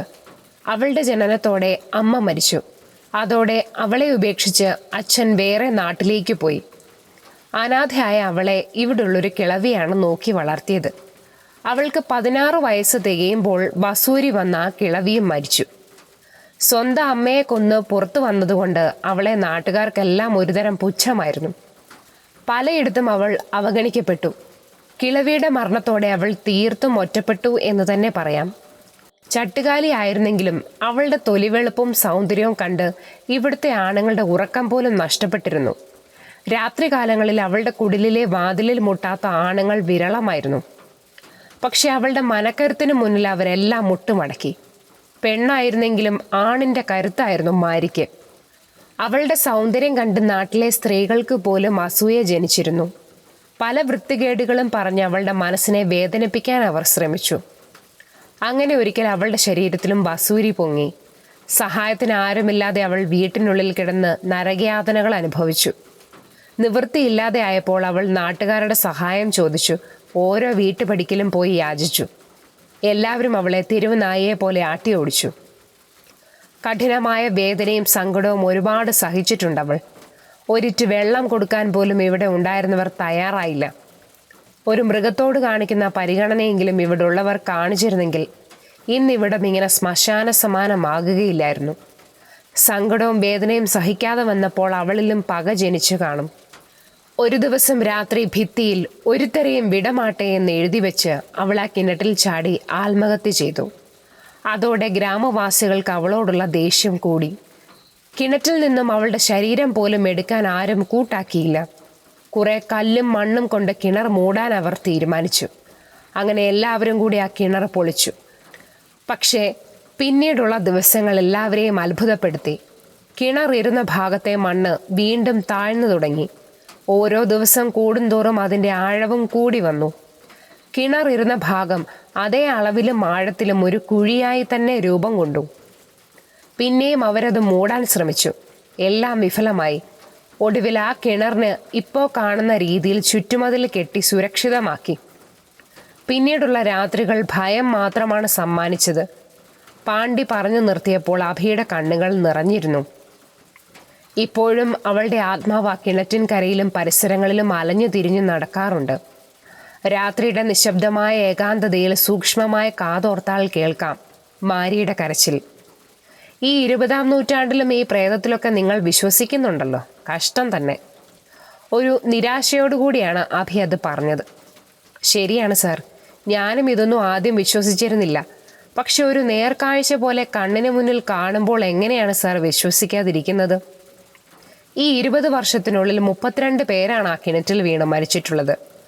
അകലെ നിന്നും നീണ്ട ഹോൺ ശബ്ദം ഇരുവരുടെയും കാതുകളിലെത്തി. അയ്യോ, സാറിനോട് സംസാരിച്ചിരുന്ന സമയം പോയതറിഞ്ഞില്ല. വെള്ളം വണ്ടി വന്നു. പറഞ്ഞു മുഴുവിക്കാതെ പാണ്ഡി പിന്നാമ്പുറത്തേക്ക് ഓടി ഭാര്യയെ കൂവി വിളിച്ചു. അടിയേ കുയില്, തണ്ണി വന്നിരിക്ക്, സീക്രമാടി. പറഞ്ഞു തീരും മുമ്പേ ഓരോ വീട്ടിൽ നിന്നും പെണ്ണുങ്ങളും കുട്ടികളും കുടവും കൊണ്ട് വഴിയരികിലേക്ക് ഓടി. സംഭവം എന്താണെന്ന് മനസ്സിലാകാതെ അഭിയും പുറത്തിറങ്ങി കാര്യങ്ങൾ വീക്ഷിച്ചു. പെട്ടെന്നാണ് ഒരു പെൺകുട്ടി അഭയുടെ മേലിൽ തട്ടി നിലത്തേക്ക് വീണത്. അടി, ഉണക്ക് പാത്ത് വരക്കൂടാതാ. പാണ്ഡി പിന്നെയും തമിഴിൽ എന്തൊക്കെയോ പറയുന്നുണ്ടായിരുന്നു. അഭി അപ്പോഴേക്കും അവളുടെ കണ്ണുകളിൽ ഉടക്കി കഴിഞ്ഞിരുന്നു. ചെറിയ ചമ്മലോടുകൂടി അവൾ എണീറ്റോടി. അഭിയുടെ കണ്ണുകളിൽ ഇതുവരെ കണ്ടിട്ടില്ലാത്ത ഒരു തരം തിളക്കമുണ്ടായിരുന്നു. സാധാരണ സ്ത്രീകളെ കാണുമ്പോൾ കൊതിക്കുന്ന കണ്ണുകൾ ഇപ്പോൾ ഒരു പെണ്ണിന് മുന്നിൽ പതറി നിൽക്കുന്നു. നീട്ടി വരച്ച കൺപീലികൾ, ഇരുനിറം, പിന്നിയിട്ട മുടി, അതിനേക്കാൾ ഉപരി ഒരു കടുകുമണി വലുപ്പത്തിൽ മിന്നി നിന്ന അവളുടെ മൂക്കുത്തി. സാർ, ഞാൻ പറയുന്നത് വല്ലതും കേൾക്കുന്നുണ്ടോ? പാണ്ഡ്യയുടെ ശബ്ദം അഭിയുടെ കാതുകളിൽ അല്പം വൈകിയാണ് എത്തിയത്. എന്താ? ആഴ്ചയിൽ 3 തവണ ഇവിടെ വണ്ടിവെള്ളം വരും. 10 മിനിറ്റ് താമസിച്ചാൽ അവന്മാർ വണ്ടിയും കൊണ്ട് തിരിച്ചു പോവും. അഭി അപ്പോഴും നടന്നകലുന്ന ആ പെൺകുട്ടിയെ നോക്കി നിൽക്കുകയായിരുന്നു. അവൾ ഏതാ പാണ്ഡി? എന്താ സാറേ ഒരു ചാഞ്ചാട്ടം? ഒരു കള്ളച്ചിരിയോടുകൂടി പാണ്ഡി ചോദിച്ചു. ഹേയ്, ചുമ്മാ ചോദിച്ചെന്നേ ഉള്ളൂ. അതാ കാവേരി. സാറിപ്പോൾ താമസിക്കുന്നത് അവളുടെ വീട്ടിലാ. ഒരു മൂളലും മൂളി അഭി അകത്തേക്ക് നടന്നു. തൻ്റെ ക്യാമറയുമായി തിരിച്ചിറങ്ങിയപ്പോഴേക്കും വെള്ളവുമായി തിരിച്ചു വരികയായിരുന്നു കാവേരി. അരമടക്കിൽ കുടവും താങ്ങി വരുന്ന കാവേരിയുടെ കുറച്ച് ചിത്രങ്ങൾ ഞൊടിയിടയിൽ അഭി പകർത്തിയെടുത്തു. സാറേ, മറ്റവൻ വല്ലതും വേണമെങ്കിൽ പറഞ്ഞാൽ മതി. മറ്റവനോ? സോമരസം. നാടൻ മുതൽ വിദേശി വരെ കിട്ടും. ഹേയ്, ഞാൻ കഴിക്കാറില്ല. പെണ്ണിനെ വരെ കിട്ടും സാറേ. സാർ ഒരു വാക്ക് മൂളിയാൽ മതി. പാണ്ഡ്യയുടെ ചോദ്യം കേട്ട് അഭിക്ക് ചിരിക്കാനാണ് തോന്നിയത്. കാരണം അഭിയെ കാര്യമായി മനസ്സിലാക്കാൻ പാണ്ഡ്യയ്ക്ക് കഴിഞ്ഞിട്ടില്ല എന്നത് തന്നെയാണ്. ആദ്യ ഭാഗത്തിൽ അഭിയുടെ സ്വഭാവ സവിശേഷതകളെക്കുറിച്ച് പറഞ്ഞപ്പോൾ പലരും വിചാരിച്ചു കാണും, ഇത്തരത്തിലുള്ള വ്യക്തികൾ നമ്മുടെ സമൂഹത്തിൽ ഉണ്ടോ എന്ന്. സ്ത്രീകൾ അഭിയുടെ ബലഹീനതയാണെങ്കിലും അനാവശ്യമായി സ്ത്രീകളുടെ മുഖത്ത് പോലും അഭി നോക്കാറില്ല. അത് സത്യം തന്നെയാണ്. എന്നാൽ ആവശ്യമുള്ളപ്പോൾ അവൻ തൻ്റെ കൗശല ദൃഷ്ടി ഉപയോഗിക്കാൻ മറക്കുകയുമില്ല. അഭിയുടെ ഇത്തരം സ്വഭാവങ്ങളെക്കുറിച്ച് അറിയണമെങ്കിൽ നമുക്ക് കുറച്ച് വർഷങ്ങൾ പിന്നോട്ട് പോകേണ്ടി വരും. അന്ന് ഡൽഹിയിൽ വെച്ച് നടന്ന ഒരു സാഹിത്യ സംഗമത്തിൽ പങ്കെടുത്ത് തിരിച്ചു നാട്ടിലേക്ക് മടങ്ങാനുള്ള തയ്യാറെടുപ്പിലായിരുന്നു അഭി. പ്രധാന സ്റ്റേഷൻ ആയതുകൊണ്ട് ഡൽഹി റെയിൽവേ സ്റ്റേഷനിൽ നല്ല തിരക്കുണ്ടായിരുന്നു. തീവണ്ടി വരാൻ അല്പം താമസമുള്ളതിനാൽ പ്ലാറ്റ്ഫോമിലെ ഇരുമ്പ് കസേരയിലിരുന്നു. അപ്പോഴാണ് യാചനയുമായി ഒരു യുവതി അവന് മുമ്പിൽ വന്നു നിന്നത്. മുഷിഞ്ഞു തുടങ്ങിയ വസ്ത്രങ്ങൾ, വെളുത്ത ചർമ്മമായിരുന്നെങ്കിലും അവളുടെ മുഖത്തിൻ്റെ തേജസ് നഷ്ടമായിരുന്നു. കയ്യിലൊരു കൊച്ചു കുഞ്ഞുമുണ്ട്. കാര്യം തിരക്കിയപ്പോൾ വില്ലൻ വിശപ്പാണ്. 3-4 ദിവസമായത്രേ വല്ലതും കഴിച്ചിട്ട്. എന്തേലും കൊടുത്ത് സഹായിക്കണമത്രേ. പകരം അവളുടെ ശരീരം പോലും തരാൻ അവൾ തയ്യാറായിരുന്നു. ആ സന്ദർഭത്തിൽ ഇത്തരം സ്വഭാവമുള്ള ഏതൊരു പുരുഷനും അത് മുതലെടുക്കാൻ ശ്രമിക്കും. പക്ഷെ അവൻ അവൾക്ക് വയറു നിറയെ ഭക്ഷണം വാങ്ങിച്ചു കൊടുത്തു. കൂടുതൽ അന്വേഷിച്ചപ്പോൾ ടാക്സി ഡ്രൈവർ ആയിരുന്ന ഭർത്താവ് 1 മാസം മുൻപ് മരിച്ചെന്നും പട്ടിണി മൂലം തെരുവിലേക്ക് ഇറങ്ങേണ്ടി വന്നെന്നും അവൾ പറഞ്ഞു. ചിലർ ചില്ലറ തുട്ടുകൾ തന്ന് സഹായിച്ചു. ചിലർ അന്തി ഉറങ്ങാൻ കൂട്ടിന് വിളിച്ചു. അപ്പോഴൊന്നും അഭിമാനം സമ്മതിച്ചില്ല. ഇപ്പോൾ പട്ടിണി സഹിക്കാൻ വയ്യ. കുഞ്ഞിനും എന്തെങ്കിലും കൊടുക്കണം. അവൾ ആർത്തിയോടെ ഭക്ഷണം വാരി കഴിക്കുന്നത് അഭി നോക്കി നിന്നു. തിരിച്ചു നാട്ടിലേക്ക് എത്തിയപ്പോൾ അവളും കുഞ്ഞും അഭിയോടൊപ്പം ഉണ്ടായിരുന്നു. അഭിയുടെ ഉത്തരവാദിത്തത്തിൽ നടത്തുന്ന അതിഥി എന്ന് പേരിട്ടിരിക്കുന്ന അനാഥാശ്രമത്തിലേക്ക് അവളെയും ചേർത്തു. അവിടെ അടുത്തുള്ള ഒരു പ്രസ്സിൽ ജോലിയും വാങ്ങിക്കൊടുത്തു. അപ്പോൾ അവളുടെ കണ്ണുകൾ സന്തോഷം കൊണ്ടും ബഹുമാനം കൊണ്ടും നിറഞ്ഞൊഴുകിയിരുന്നു. നിങ്ങളെപ്പോലുള്ള പുരുഷന്മാർക്ക് വേണ്ടി എന്തു ചെയ്താലും മതിവരില്ല, എൻ്റെ ശരീരം പോലും. അവൾ അന്ന് അവനോട് പറഞ്ഞ വാക്കുകളാണിത്. അവളുടെ കുഞ്ഞിൻ്റെ നെറുകയിൽ ഒരു ചുടു ചുംബനം നൽകി അവൻ നടന്നകന്നു. കാരണം അവൻ അങ്ങനെയാണ്. ശരീരം വിറ്റ് ജീവിക്കുന്നവരിൽ നിന്നോ നിവൃത്തികേട് കൊണ്ട് തുണി അഴിക്കേണ്ടി വരുന്നവളിൽ നിന്നോ അവൻ ഫലം കൈപ്പറ്റാറില്ല. തനിക്കിഷ്ടപ്പെടുന്ന പെണ്ണിനെ അവളുടെ സമ്മതത്തോടു കൂടി തന്നെ കിടക്കയിലേക്ക് ക്ഷണിക്കാൻ അവന് മറ്റൊരാളുടെയും ആവശ്യമില്ല. അപ്പോൾ പറഞ്ഞു വന്നത് പാണ്ഡ്യയുടെ ചോദ്യത്തെക്കുറിച്ചാണ്. ആ ചോദ്യത്തിനൊരു കള്ളച്ചിരി സമ്മാനിച്ചുകൊണ്ട് അവൻ വീട്ടിനകത്തേക്ക് നടന്നു. അല്ല പാണ്ഡി, ഒന്ന് കുളിക്കാൻ ഇവിടെ വല്ല മാർഗവും ഉണ്ടോ? സർ, ഇവിടെ നിന്നും ഒരു 2 കിലോമീറ്റർ പോയാൽ ഒരു ചെറിയ കുളമുണ്ട്. ഓ, 2 കിലോമീറ്ററൊക്കെ നടക്കാനുള്ള ശക്തിയൊന്നും എനിക്കില്ല. വേണ്ട സാർ, എൻ്റെ സൈക്കിളിൽ പോകാം. പാണ്ഡ്യയുടെ സൈക്കിളിൽ കുളത്തിൽ പോയി കുളിച്ചു വരുമ്പോഴേക്കും ഇരുട്ടി തുടങ്ങിയിരുന്നു. വീട്ടിലെത്തിയ പാടെ പാണ്ഡ്യ അവൻ്റെ വീട്ടിലേക്ക് ഓടി. അധികം താമസിയാതെ തന്നെ ഒരു റാന്തൽ വിളക്കും ഒരു കൂജയിൽ വെള്ളവുമായി അവൻ തിരികെ വന്നു. സാർ, ഇത് വെച്ചോളൂ. ഭക്ഷണം കുറച്ച് കഴിഞ്ഞ് ഞാൻ കൊണ്ടുതരാം. ശരി പാണ്ഡി. യാത്ര പറഞ്ഞ് അവൻ അവൻ്റെ വീട്ടിലേക്ക് പോയി. റാന്തലും കൂജയുമായി അഭി വീടിനകത്തേക്കും കയറി. ഉത്തരത്തിൽ തൂങ്ങിക്കിടന്ന ഒരു കയറിൽ റാന്തൽ തൂക്കിയിട്ടു. കയറിൽ കട്ടിലിൻ്റെ കാലിനടിയിൽ കൂജയും വെച്ചു. നനവ് മാറാത്ത തല തോർത്തുകൊണ്ട് ഒന്നുകൂടി തുടച്ചു. തൻ്റെ സൂട്ട് കേസിൽ നിന്നും മുണ്ടും ഷർട്ടും എടുത്തു ധരിച്ചു. അതോടൊപ്പം അതിലുണ്ടായിരുന്ന ഒരു കുത്ത് കടലാസും പേനയും കട്ടിലിന് മുകളിൽ ശ്രദ്ധയോടെ വെച്ചു. സ്യൂട്ട് കേസ് ഭദ്രമായി പൂട്ടി വെച്ചുകൊണ്ട് അവൻ റാന്തലിന് തിരി തെളിയിച്ചു. ഇരുണ്ടു തുടങ്ങുന്ന മുറിയിൽ റാന്തലിൻ്റെ മഞ്ഞ വെളിച്ചം പടർന്നു. തോൾ സഞ്ചിയിൽ ഉണ്ടായിരുന്ന ഒരു പേപ്പർ ബോർഡിലേക്ക് കടലാസുകൾ അടുക്കി വെച്ചുകൊണ്ട് കട്ടിലിലേക്കിരുന്നു. തൻ്റെ പുതിയ നോവലിൻ്റെ കഥയിലേക്ക് അവൻ ഇറങ്ങിച്ചെല്ലാൻ ശ്രമിച്ചു. ചിന്തകൾ ഒരു കടല് പോലെ ആർത്തിരമ്പി. അവൻ്റെ കണ്ണുകൾ പതിയെ കിണറിനെ ലക്ഷ്യം വെച്ച് നീങ്ങി. ഇപ്പോൾ ആ കിണർ അവന് സുപരിചിതമാണ്. കാലിന് വൈകല്യമുള്ള മാരിയുടെ കഥ. അത് എഴുതി തുടങ്ങാനുള്ള സമയമായിരിക്കുന്നു. കടിച്ചു പിടിച്ച പേന വായിൽ നിന്നും കടലാസിനെ ലക്ഷ്യം വെച്ച് നീങ്ങി. അല്പം ബലം കൊടുത്ത് അവൻ ആ പേപ്പറിൽ എഴുതി, പംഗ്വി, മരിച്ചവളുടെ കഥ. അവൻ്റെ കഥയുടെ തലവാചകം അതായിരുന്നു. ഒരുപാട് കടലാസുകൾ മുറിയുടെ മൂലകൾ കൂമ്പാരമായി. ഇടയ്ക്കിടെ തല ചൊറിഞ്ഞും മുറിയിൽ അലക്ഷ്യമായി നടന്നും അവൻ ചിന്തകളെ വരികളാക്കാൻ ശ്രമിച്ചു. തുടക്കം കിട്ടുന്നില്ല. മതി സാറേ, ഇനി ഭക്ഷണം കഴിച്ചിട്ട് നടക്കാം. പാണ്ഡ്യയും കുയിലും ഭക്ഷണവുമായി എത്തി. വേഗം കഴിക്കൂ സാറേ, നേരം ഒരുപാടായി. അവരുടെ നിർബന്ധത്തിന് വഴങ്ങി അഭി പെട്ടെന്ന് തന്നെ ഭക്ഷണം കഴിച്ചു തീർത്തു. സാറേ, രാത്രി പല ശബ്ദങ്ങളും കേൾക്കും. എന്ത് കേട്ടാലും പുറത്തേക്ക് ഇറങ്ങരുത്. ഞാൻ നാളെ രാവിലെ വരാം. യാത്ര പറഞ്ഞ് അവർ പോയതും അഭി വീടിൻ്റെ വാതിലടച്ചു പൂട്ടി. പതിയെ കട്ടിലിൽ വന്നിരുന്നു. അവൻ്റെ ചിന്തകളിൽ പ്രണയം വിരിഞ്ഞു. കാവേരിയുടെ മുഖം അവൻ്റെ ഹൃദയ പുസ്തകത്തിൽ തെളിഞ്ഞു വന്നു. ഇത് പ്രണയമാണ്, അവൻ മനസ്സിൽ പറഞ്ഞു. അതെ, ഇത് പ്രണയം തന്നെയാണ്. കാരണം അവൻ അവളുടെ ശരീരത്തോടല്ല, അവളുടെ നിഷ്കളങ്കമായ മുഖവും മൂക്കിലെ മൂക്കുത്തിയോടുമാണ് ഇഷ്ടം തോന്നിയിരുന്നത്. അവൻ സ്വപ്നങ്ങൾക്ക് നിറം പകർന്നുകൊണ്ടിരുന്നു. സ്വപ്നങ്ങൾ അവനെ ഉറക്കത്തിലേക്ക് തള്ളിയിട്ടു. അകലെ കിണറിൻ്റെ ഭാവം മാറിത്തുടങ്ങി. ഇരുട്ടിൻ്റെയും ചീവീടുകളുടെ ശബ്ദത്തിലും ആ കിണറിന് പൈശാചിക ഭാവം കൈവന്നിരുന്നു. രാത്രിയുടെ 7-ാം യാമത്തിൽ കിണറിൽ നിന്നും ഒരു പ്രകാശം പടർന്നു തുടങ്ങി. പതിയെ അതിൻ്റെ ചുറ്റുമതിലുകളിൽ 2 കൈകൾ. നനഞ്ഞു കുതിർന്ന ആ കൈകളിൽ പായലും ചെളിയും പറ്റിപ്പിടിച്ചിരുന്നു. അത് പതിയെ മുകളിലേക്ക് കയറി വന്നു. നനഞ്ഞു കുതിർന്ന സ്ത്രീരൂപം. അവളുടെ മുടി മുഖത്തെ മറച്ചിരുന്നു. ഇടത് കാലിലെ ചെറിയ വളവ് എടുത്തറിയുന്നുണ്ട്. അവൾ പതിയെ മണ്ണിലേക്കിറങ്ങി.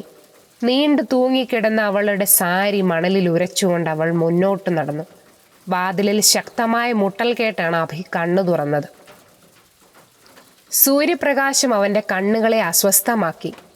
താൻ കണ്ടത് സ്വപ്നമായിരുന്നു എന്ന് വിശ്വസിക്കാൻ അവൻ ഒരുപാട് സമയം ആവശ്യമായിരുന്നു. വാതിലിലെ മുട്ട് ശക്തമായി തുടങ്ങി. ഒരലസതയോടുകൂടി അവൻ വാതിലിനടുത്തേക്ക് നടന്നു. ഉറക്കച്ചടവ് വിട്ടുമാറാത്ത കണ്ണുകൾ തിരുമ്മിക്കൊണ്ട് അവൻ വാതിൽ തുറന്നു. ആ പാണ്ടി, എന്താ ഇത്ര രാവിലെ? സാറേ, നേരം വെളുത്തിട്ട് ഒരുപാടായി. സാറ് വേഗം കുളിച്ചിട്ട് വാ, കുറച്ച് കാര്യങ്ങളുണ്ട്. ഒന്നും മനസ്സിലാകാതെ അഭി തലയും ചൊറിഞ്ഞു നിന്നു. സാറേ, ഞാൻ പറയുന്നത് വല്ലതും മനസ്സിലായോ? ഇന്നിനി കുളത്തിലൊന്നും പോകണ്ട, സാറിങ്ങി വന്നേ. പാണ്ടി അഭിയുടെ കൈ പിടിച്ചുകൊണ്ട് വീടിൻ്റെ പിന്നിലേക്ക് നടന്നു. അവൻ്റെ വീടിൻ്റെ പിന്നിലെ ഓല കൊണ്ട് മറച്ച ഒരു മറപ്പുരയിലേക്ക് തള്ളിക്കയറ്റി. സാർ ഇന്ന് ഇവിടെ കുളിച്ചോ? വെള്ളം സൂക്ഷിച്ചുപയോഗിക്കണം കേട്ടോ. ആകാശം മേൽക്കൂരിയായുള്ള ആ കുളിമുറിയിൽ അഭി എന്തു ചെയ്യണമെന്നറിയാതെ നിന്നു. ഒരു ചെറിയ ഉരുളൻ പാത്രത്തിൽ കുറച്ച് വെള്ളമുണ്ട്. ഇതെങ്ങനെ സൂക്ഷിച്ചുപയോഗിക്കുമെന്നായിരുന്നു അവൻ്റെ ചിന്ത. എങ്കിലും പേരിന് കുളിച്ചെന്ന് വരുത്തി. അപ്പോഴേക്കും പാണ്ടി തോർത്തും മുണ്ടുമായി എത്തിയിരുന്നു. ഇങ്ങനെ മടിച്ചു നിൽക്കാതെ ഇങ്ങി വാ സാറേ. അഭി പാണ്ടിയെ പിന്തുടർന്നു. വീടുകൾക്കിടയിലൂടെ അവൻ മുന്നോട്ട് നടന്നു. ഒരു വലിയ മരത്തിന് താഴെ കല്ലുകൊണ്ടുള്ള ഒരു ഭദ്രകാളി പ്രതിമ. കറുത്തിരുണ്ട ആ കൽപ്രതിമയുടെ നാവ് മാത്രം ചുവന്നിരുന്നു. പൂജയും പ്രാർത്ഥനയുമായി ഗ്രാമവാസികളും അതിന് സമീപത്തുണ്ടായിരുന്നു. സാറേ, ഇന്നിവിടെ ഒരു പ്രത്യേക പൂജയുണ്ട്. ഇവിടെ ഉള്ളവർ എല്ലാവരും ഇന്നിവിടെ കൂടണമെന്നാ നിയമം. രാത്രി കൊട്ടും പാട്ടുമൊക്കെ കാണും. അഭിയും അവരിൽ ഒരാളെ പോലെ പൂജയിൽ പങ്കെടുത്തു. ഗ്രാമത്തിലെ പുതിയ താമസക്കാരനെ ഗ്രാമവാസികൾ സ്നേഹത്തോടെ തന്നെ സ്വീകരിച്ചു. അപ്പോഴും അവൻ്റെ കണ്ണുകൾ കാവേരിയെ തിരയുകയായിരുന്നു. ഒരു പ്രായമായ സ്ത്രീയുടെ പിറകിൽ ഭക്തിയോടെ തൊഴുതു നിൽക്കുകയായിരുന്നു അവൾ. കണ്ണുകൾ ഇറുക്കി അടച്ച് ചുണ്ടുകൊണ്ട് കാര്യമായി തന്നെ പ്രാർത്ഥിക്കുകയായിരുന്നു അവൾ. അവളെ കണ്ടതും അഭിയുടെ ചുണ്ടുകളിൽ പുഞ്ചിരി വിടർന്നു. അവൾ ഒന്ന് മുഖമുയർത്തി നോക്കിയിരുന്നെങ്കിൽ എന്നവൻ ആഗ്രഹിച്ചു. ഒടുവിൽ പൂജയ്ക്ക് ശേഷം പ്രസാദവും വാങ്ങി എല്ലാവരും അവരവരുടെ വീടുകളിലേക്ക് മടങ്ങി. പാണ്ഡ്യയുടെ കൂടെ അഭിയും വീട്ടിലേക്ക് നടന്നു. തിരിഞ്ഞൊരു നോട്ടം കാവേരിയിലേക്ക് എറിഞ്ഞു. ഇന്നലത്തെ ചമ്മൽ ഇപ്പോഴും അവളുടെ മുഖത്തുണ്ടെന്നവന് തോന്നി. അവരുടെ കണ്ണുകൾ തമ്മിൽ ഉടക്കിയിട്ടും അവളുടെ ജാള്യത അവളുടെ കണ്ണുകളെ വിട്ടുമാറിയിരുന്നില്ല. അന്ന് പാണ്ഡ്യയുടെ വീട്ടിൽ നിന്നാണ് അവൻ പ്രാതൽ കഴിച്ചത്. തിരിച്ചു തൻ്റെ മുറിയിലെത്തിയപ്പോഴും കാവേരിയുടെ മുഖമായിരുന്നു അവൻ്റെ മനസ്സിൽ. ഒരു സ്ത്രീ ശബ്ദം കേട്ടാണ് അവൻ തിരിഞ്ഞു നോക്കിയത്. ശോഭ. അല്ല, ഇതാര് ശോഭയോ? റാം എവിടെ? റാം ഡ്യൂട്ടിക്ക് പോയി. അതെന്താ തനിച്ചു വന്നത്? അതെന്താ, എനിക്ക് അഭിയെ കാണാൻ തനിച്ചു വരാൻ പാടില്ലെന്നുണ്ടോ? വന്നത് ഇഷ്ടമായില്ലെങ്കിൽ പറഞ്ഞോളൂ, ഞാൻ പോയിക്കോളാം. ശോഭയുടെ വാക്കുകളിലെ വശ്യത അഭി പ്രത്യേകം ശ്രദ്ധിച്ചിരുന്നു. അവൾ കൂടുതൽ സുന്ദരിയാവാൻ ശ്രമിച്ചിട്ടുണ്ടെന്ന് അവളുടെ വസ്ത്രധാരണത്തിൽ നിന്നും മനസ്സിലാകും. എന്താ അഭി, ഞാൻ വന്നത് ഇഷ്ടമായില്ലേ? ഏയ്, അങ്ങനെയൊന്നുമില്ല, അകത്തേക്ക് വരൂ. ഒരു പരിഭ്രമത്തോടു കൂടിയാണ് അഭി അവളെ അകത്തേക്ക് ക്ഷണിച്ചത്. അകത്ത് കയറി അവൾ ആ മുറി ആകെ ഒന്ന് വീക്ഷിച്ചു. അലസമായി പരന്നു കിടക്കുന്ന കടലാസ ചുരുളുകളിലേക്ക് കണ്ണോടിച്ചു. അപ്പോൾ എഴുത്തു തുടങ്ങിയല്ലേ? എവിടെ കാണട്ടെ? ചോദ്യത്തിന് മറുപടിയായി കട്ടിലിൽ കിടന്ന പേപ്പർ ബോർഡിലേക്ക് അവൻ നോക്കി. തലക്കിട്ട് മാത്രം എഴുതി വെച്ചിരിക്കുന്ന കടലാസ് എടുത്തുകൊണ്ട് അവൾ വായിച്ചു. പംഗ്വി. എന്താ ഈ വാക്കിൻ്റെ അർത്ഥം? ഒരു സംശയത്തോടുകൂടി ശോഭ അഭിക്ക് നേരെ തിരിഞ്ഞു. പംഗ്വി, അതിനർത്ഥം മുടന്തി എന്നാണ്. മുടന്തിയായ മാരിയുടെ കഥയ്ക്ക് ഈ പേരാണ് അനുയോജ്യമെന്ന് തോന്നി. കൊള്ളാം, ഒരു പുതുമയുണ്ട്. അഭി ഒന്ന് ചിരിക്കുക മാത്രം ചെയ്തു. അഭി, എനിക്ക് അഭിയുടെ ഏത് നോവലാണ് ഇഷ്ടമെന്നറിയാമോ? കന്യകയായ ഭാര്യയായിരിക്കും. അതെങ്ങനെ അഭിക്ക് മനസ്സിലായി? ആകാംക്ഷയോടുകൂടി ശോഭ അഭിക്കരികിലേക്ക് നടന്നു. വിവാഹിതരായ എൻ്റെ എല്ലാ സ്ത്രീ വായനക്കാർക്കും ഇഷ്ടപ്പെട്ട നോവൽ അതുതന്നെയാണ്. ശരിയാണ്, ഏതൊരു ഭാര്യയും കൊതിക്കുന്ന രീതിയിൽ തന്നെയാണ് നിങ്ങൾ അത് എഴുതിയിരിക്കുന്നത്. ഒരവിവാഹിതനായ അഭിക്ക് ഇതെല്ലാം എങ്ങനെ അറിയാം? അവളുടെ ചോദ്യത്തിന് അവൻ മറുപടി പറഞ്ഞില്ല. അവൾ അഭിയോട് ഒന്നുകൂടി ചേർന്ന് നിന്നു. അഭി, നിന്റെ എഴുത്തുകളിലൂടെ ഞാൻ നിന്നെ പ്രണയിക്കുകയായിരുന്നു. ഇതുപോലൊരു നിമിഷം ഞാൻ ഒരുപാട് സ്വപ്നം കണ്ടതാണ്. അവളുടെ ചുണ്ടുകൾ അഭിയുടെ ചുണ്ടുകളിലേക്ക് അടുത്തുകൊണ്ടിരുന്നു. അരുത് ശോഭേ. അവൻ അവളിൽ നിന്നും അല്പം അകന്നു നിന്നു. നിന്നിൽ നിന്നും ഇത് ഞാൻ ഒരിക്കലും പ്രതീക്ഷിച്ചിരുന്നില്ല. അപ്പോഴേക്കും ശോഭയുടെ ശിരസ് താണിരുന്നു. അത് അഭി, അവൾ വാക്കുകൾക്കായി ബുദ്ധിമുട്ടി. ഞാനൊരു സ്ത്രീ ആസ്വാദകൻ തന്നെയാണ്. പക്ഷെ അതിനർത്ഥം എൻ്റെ വികാരങ്ങളെ എനിക്ക് നിയന്ത്രിക്കാൻ കഴിയില്ല എന്നല്ല. നിന്നെ ഞാൻ ഒരിക്കലും കുറ്റപ്പെടുത്തുന്നില്ല. നിന്റെ ശരീരത്തോട് എനിക്ക് കൊതി തോന്നിയിട്ടില്ല ശോഭേ. നീയും റാമും എൻ്റെ നല്ല സ്നേഹിതർ മാത്രമാണ്. എൻ്റെ സ്നേഹിതരോട് വിശ്വാസവഞ്ചന ചെയ്യാൻ ഞാൻ തയ്യാറല്ല. എന്നോട് ക്ഷമിക്കണം. ഞാൻ പതറി നിന്ന അവളെ അവൻ വാക്കുകൾ കൊണ്ട് സമാധാനപ്പെടുത്തി. പിന്നെയും അവർ സംസാരിച്ചു. വിട പറയാൻ നേരവും ശോഭ അഭിയോട് ക്ഷമാപണം നടത്തി. അന്നത്തെ പകലിന് ദൈർഘ്യം കുറവായിരുന്നു. അത് ഇരുട്ടിനെ ഭയമില്ലാത്ത രാത്രിയായിരുന്നു. ഉത്സവ പ്രതീതിയിൽ എല്ലാവരും ഭീതി മറന്ന് ആഘോഷിക്കുകയായിരുന്നു. അപ്പോഴും അഭിയുടെ കണ്ണുകൾ കാവേരിയുടെ പിറകെയായിരുന്നു. അവളെ ഒന്ന് തനിച്ച് കാണാൻ അവൻ കൊതിച്ചിരുന്നു.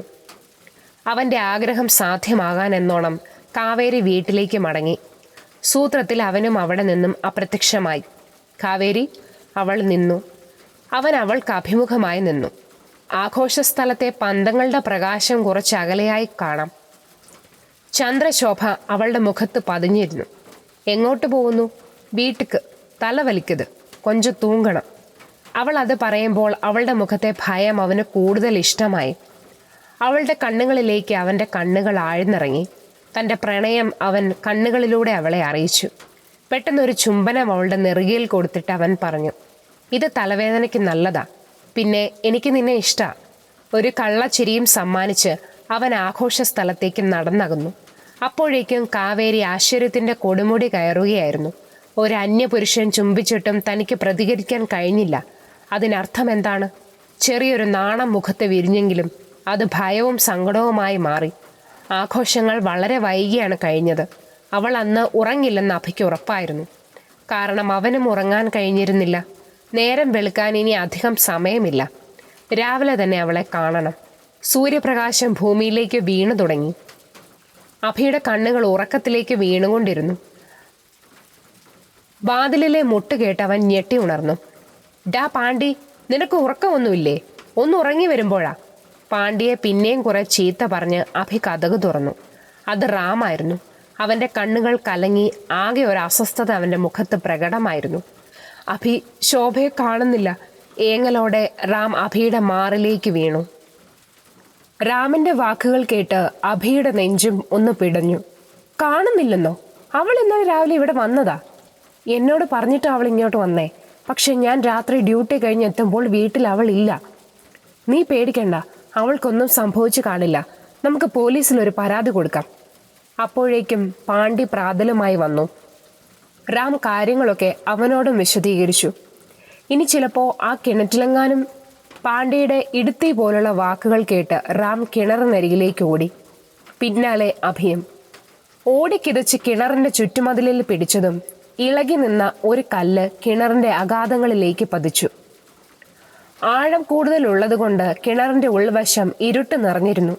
സാറേ, ദാ ടോർച്ച്. ഇത് തെളിച്ചു നോക്കൂ. ഇതിനകം മൊത്തം ഇരുട്ടായിരിക്കും. പാണ്ടി ടോർച്ച് അഭിയുടെ കയ്യിൽ കൊടുത്തുകൊണ്ട് പറഞ്ഞു. ഒട്ടും താമസിക്കാതെ ടോർച്ച് വാങ്ങി കിണറിനകത്തേക്ക് തെളിച്ചു. കിണറിലെ ഇരുട്ടിൻ്റെ മറ നീക്കി ടോർച്ചിൻ്റെ പ്രകാശം കിണറിൻ്റെ ആഴങ്ങളിലേക്ക് പതിച്ചു. കുറെ കല്ലുകളും ഇഴജന്തുക്കളും മാത്രം. ഇല്ല, ഇതിനകത്തില്ല, റാം ആശ്വാസത്തോടെ പറഞ്ഞു. നീ വാ, നമുക്ക് പോലീസ് സ്റ്റേഷൻ വരെ പോയിട്ട് വരാം. ഞാനൊന്ന് ഈ വസ്ത്രം മാറിയിട്ട് വരാം. ഞാനും വരാം സാർ. വേണ്ട പാണ്ടി, ഞങ്ങൾ പോയിട്ട് വരാം. റാമും അഭിയും പോലീസ് സ്റ്റേഷനിലേക്ക് കയറി ചെന്നു. റാമിന് വേണ്ടി സംസാരിച്ചതും പരാതി എഴുതിയതും അഭിയാണ്. അപ്പോഴാണ് സ്റ്റേഷനിലേക്ക് ഒരു ഫോൺ വരുന്നത്. റെയിൽ ട്രാക്കിൽ ഒരു പെണ്ണിൻ്റെ ശവശരീരം കിട്ടിയിട്ടുണ്ടത്രേ. റാമിൻ്റെയും അഭിയുടെയും നെഞ്ചൊന്ന് പാളി. അഭിയുടെ ചിന്ത ഇന്നലത്തെ സംഭവത്തിലേക്ക് നീണ്ടു. Sir, നീങ്ക identify പണ്ണുങ്ക. പോലീസുകാരൻ്റെ വാക്കുകളിൽ ഇരുവരും പതറി നിന്നു. അത് അവൾ ആയിരിക്കരുതേ എന്നായിരുന്നു അഭിയുടെ പ്രാർത്ഥന. അധികം വൈകാതെ തന്നെ അവർ സംഭവ സ്ഥലത്തേക്കെത്തി. അല്പം ഉയരത്തിൽ നിന്നിരുന്ന പാളത്തിൽ നിന്നും അല്പം മാറി താഴെയാണ് ബോഡി കിടന്നിരുന്നത്. ഒരു വെളുത്ത തുണി കൊണ്ട് മൂടിയിരുന്നു. ശവത്തിൻ്റെ സാരി അല്പം പുറത്തേക്ക് കാണുന്ന തരത്തിലായിരുന്നു അത്. കണ്ടപ്പോൾ അഭി ഒന്ന് ഞെട്ടി. ശോഭ തൻ്റെ വീട്ടിലേക്ക് വന്നപ്പോൾ ഇട്ട അതേ സാരി. പോലീസുകാരിലൊരാൾ ശവത്തിനെ പുതപ്പിച്ച തുണി മാറ്റി. അത് ശോഭയല്ല. അല്ല സാർ, ഇത് ശോഭയല്ല. റാം പറഞ്ഞു തീരുന്നതിന് മുമ്പ് അവിടെ നിന്നും പിന്തിരിഞ്ഞു നടന്നു. ഒരു നീണ്ട നിശ്വാസം വിട്ടുകൊണ്ട് അഭിയും തിരിഞ്ഞു നടന്നു. റെയിൽവേ പാളത്തിൽ കുത്തിയിരുന്ന് കൈക്കുമ്പിളിൽ മുഖമാഴ്ത്തി പൊട്ടി കരയുകയായിരുന്നു റാം. നീ ഇങ്ങനെ കിടന്ന് കരയല്ലേ? അവൾക്കൊന്നും സംഭവിച്ചു കാണില്ല. പിന്നെ അവൾ എവിടെ പോയി അഭി? 2 ദിവസം കഴിഞ്ഞാൽ എൻ്റെ മോള് വരും. അവളോട് ഞാൻ എന്തു പറയും? ആലോചിച്ചിട്ട് ഒരു എത്തും പിടിയും കിട്ടുന്നില്ല. നീ ഇങ്ങനെ വിഷമിക്കല്ലേ? പോലീസിൽ പരാതി കൊടുത്തിട്ടുണ്ടല്ലോ, അവർ കണ്ടെത്തും. നീ ഇപ്പോൾ വീട്ടിൽ പോയി ഒന്ന് വിശ്രമിക്ക്. ഞാനും പാണ്ടിയും ഒന്ന് അന്വേഷിച്ചു നോക്കട്ടെ. അഭി, ഒന്നും പറയണ്ട, നീ ഇപ്പോൾ വീട്ടിലേക്ക് പോ. ഒരുവിധം സമാധാനിപ്പിച്ച അഭി റാമിനെ വീട്ടിലേക്ക് അയച്ചു. അഭിയും പാണ്ഡ്യയും സേലം മുഴുവൻ ശോഭയ്ക്ക് വേണ്ടി അലഞ്ഞു നടന്നു. സന്ധ്യയോടടുത്തിട്ടും ഫലമൊന്നും ഉണ്ടായില്ല. നിരാശയോടെ ഇരുവരും വീടുകളിലേക്ക് മടങ്ങി. പാണ്ഡ്യ, എനിക്കിന്ന് അത്താഴം വേണ്ട, വല്ലാത്ത ക്ഷീണം, ഞാനൊന്ന് ഉറങ്ങട്ടെ, വീടിനകത്തേക്ക് കയറിക്കൊണ്ട് അഭി പറഞ്ഞു. അഭി പതിയെ കട്ടിലിലേക്ക് ചാഞ്ഞു. ശോഭയുടെ തിരോധാനത്തെക്കുറിച്ചായിരുന്നു അവൻ്റെ ചിന്ത മുഴുവൻ. അവൾ എന്തെങ്കിലും അബദ്ധം ചെയ്ത് കാണുമോ എന്നായിരുന്നു. അവൻ വല്ലാതെ തളർന്നിരുന്നതുകൊണ്ട് ഉറക്കത്തിലേക്ക് ശീഘ്രം വഴുതി വീണു. പാളത്തിനടിയിൽ ശിരസറ്റ് കിടക്കുന്ന ശോഭയുടെ ശരീരം കണ്ടുകൊണ്ട് അവൻ ഞെട്ടി ഉണർന്നു. അവൻ വല്ലാതെ വിയർത്തിരുന്നു. അത് വെറും സ്വപ്നമായിരുന്നെന്ന ബോധം അവൻ്റെ ഹൃദയമിടിപ്പ് ക്രമാതീതമാക്കി.